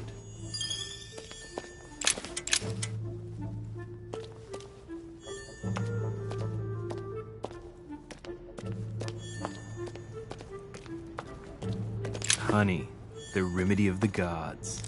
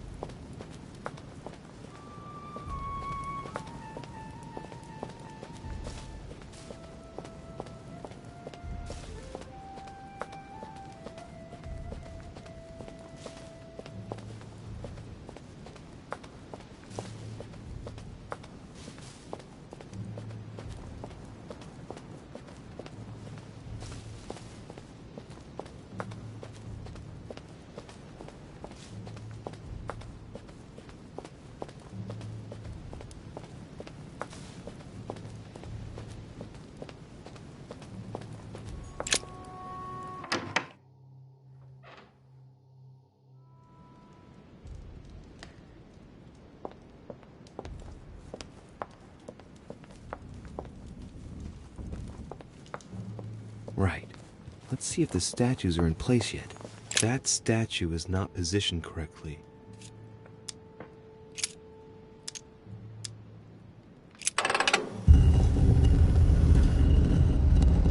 Open sesame. So that's Pandora's box? An urn? Mother seemed worried that I was able to open it. I wonder why. So, given all the relics preserved here, it wouldn't surprise me if Mortimer claimed it was Excalibur. Caesar's laurel wreath.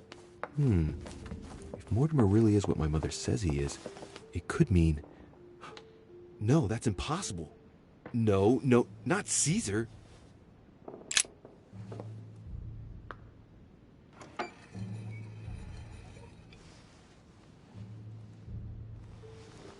So that's the exegesis of Judas. I hope Mortimer doesn't read it very often, otherwise he's going to notice that someone's stolen it. But that's just too bad. I need it.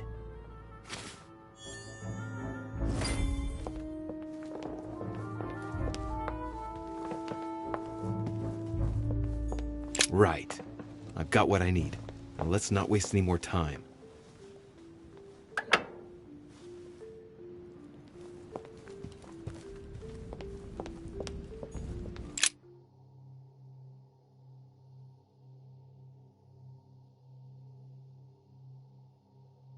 Right.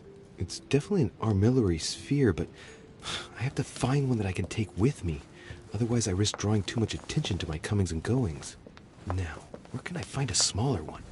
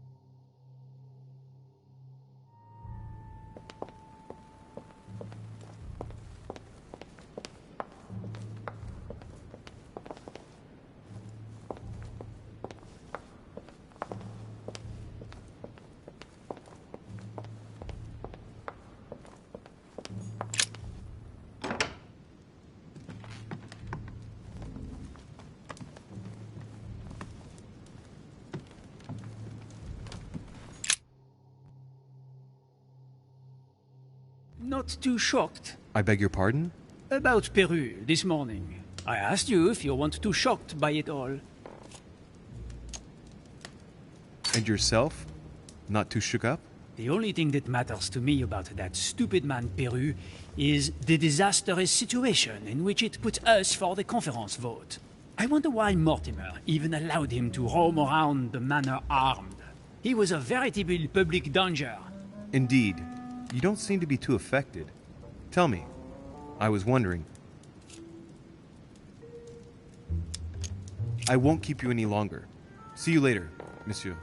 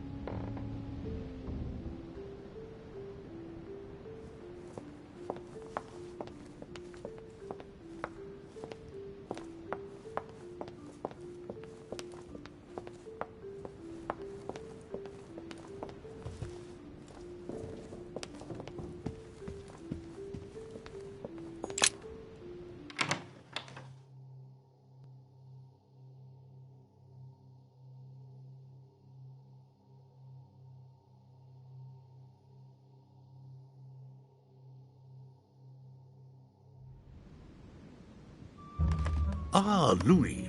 Glad you're here. Blasted. He's gonna talk about my mother. Come and see what I've found. There are pieces of paper in the ashes of the chimney. Someone's been burning something here. Incredible. He doesn't seem to want to speak to me about what happened between my mother and the Hillsborough sisters. Show me a little. Look, it's possible to distinguish two different writing styles. The rest of the correspondence between my mother and Emma. Someone tried to burn an exchange of messages. I'm certain. There must be more. Shit. What on earth is he doing? Ah, I see. I know what it's about. Do you know who was doing their communicating in this room? Yes, but of course we must keep it to ourselves, because it is still a sensitive matter. Volner and Elizabeth had an affair. Volner hinted that he'd found a way to remain discreet about it. I admit it is ingenious. Well, I would never have guessed. Delighted to have helped, but I still have to find my mother. Of course. We shall see each other later in that case. Wasted enough time. The Bible.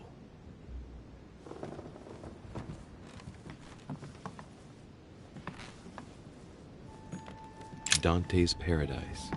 Raise your head and be reassured, for what comes up here from the mortal world must ripen in our rays.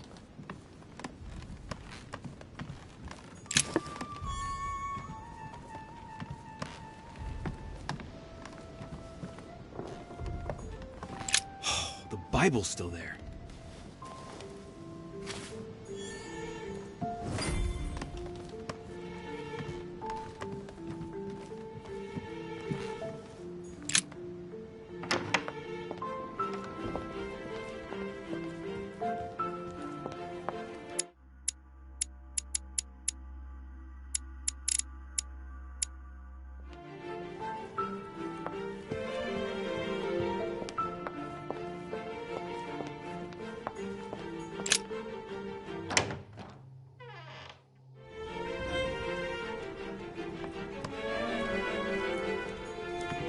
An armillary sphere. Perfect. That will save me some time. I only hope that he isn't going to realize it right away.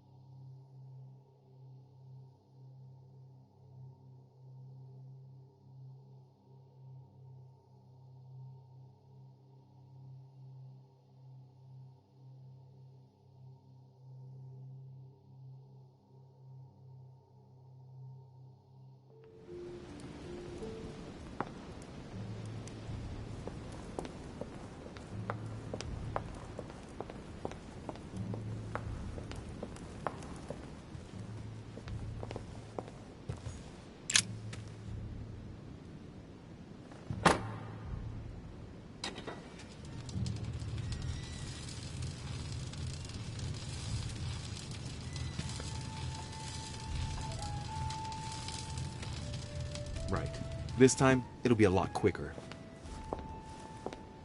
If I remember rightly, the code was 1191.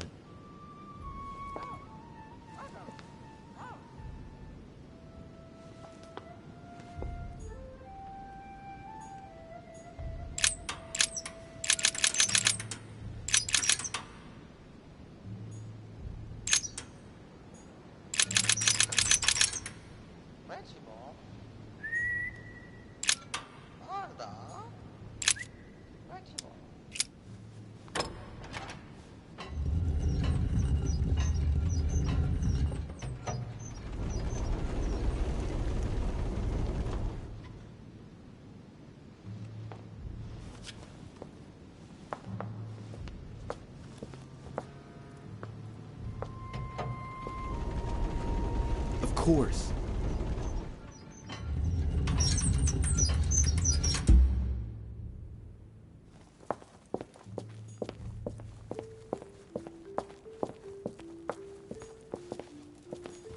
There. Those are the nails I was looking for. I noticed they were old and rusty, but I hadn't noticed these traces of... Could that be blood? Is it really the relic of the Holy Cross? I can hardly believe it.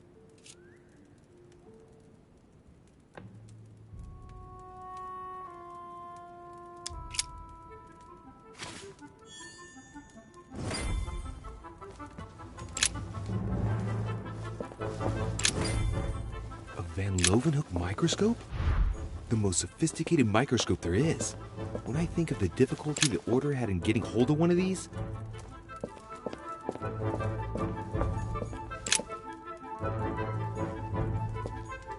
Feathers, pigeons probably.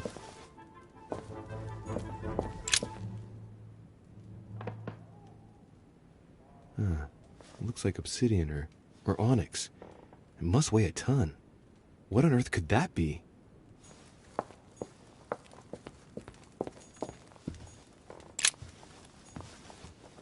A hand of tarot cards. The Emperor, a symbol of power and stability. Temperance, which expresses a reward. And the Chariot, now that evokes triumph. If this hand is anything to go by, Mortimer's destiny promises to be glorious.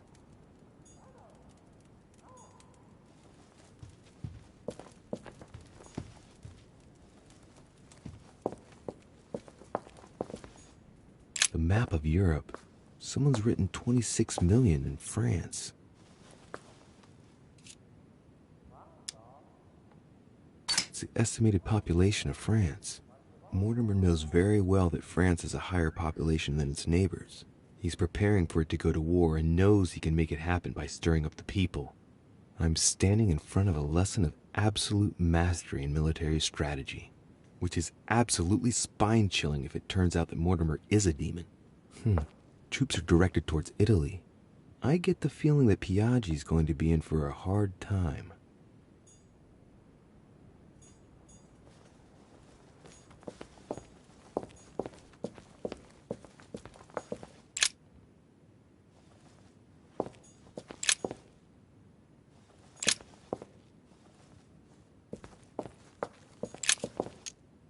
All right, come on, let's get out of here. 6466, if I remember correctly.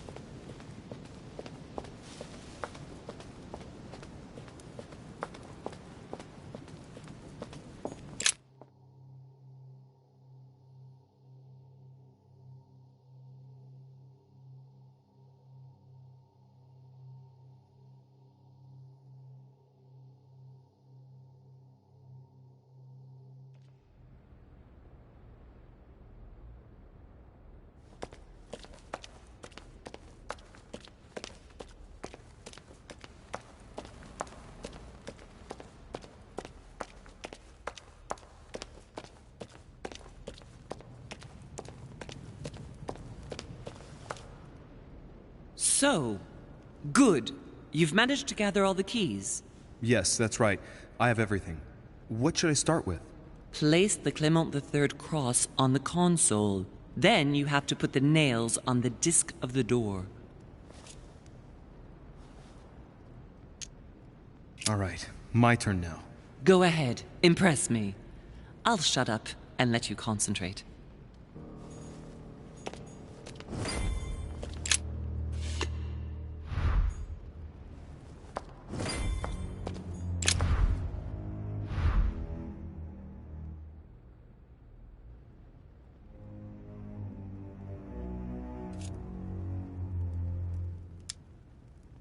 The fresco clearly shows the birth of Christ. Louis, I can assure you that that is not the solution to this enigma. This fresco's only purpose is to mislead. I know that now. Please, focus on another theme about Christ. We'll have to trust her. Yes, it's definitely a representation of the birth of Christ, but some of the details have flaked away. I can't see any other clues. One thing is for sure, this enigma deals with the life of Jesus, like my mother said. You could see that the paint has come off in parts. Difficult to see what was there, but I can distinguish the letters N-R-I. Nothing more. Why, of course, I-N-R-I. Jesus Nazarenus Rex Eudorum. These initials stand for Jesus the Nazarene, King of the Jews. This is the inscription which appears on the cross at the crucifixion of Jesus.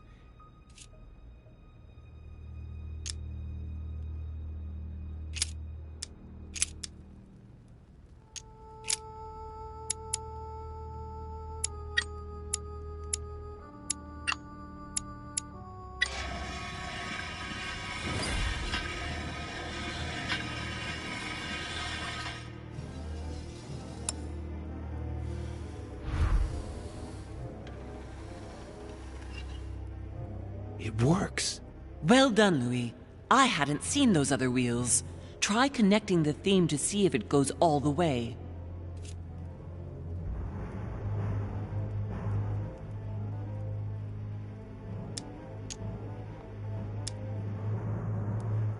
There must surely be a connection between the wheels.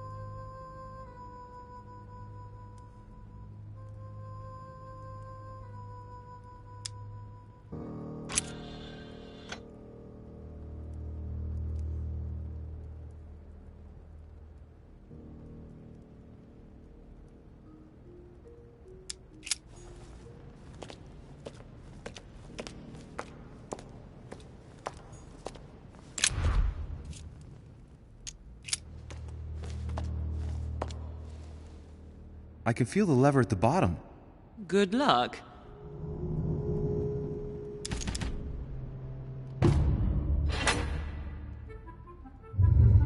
I never doubted you, my son.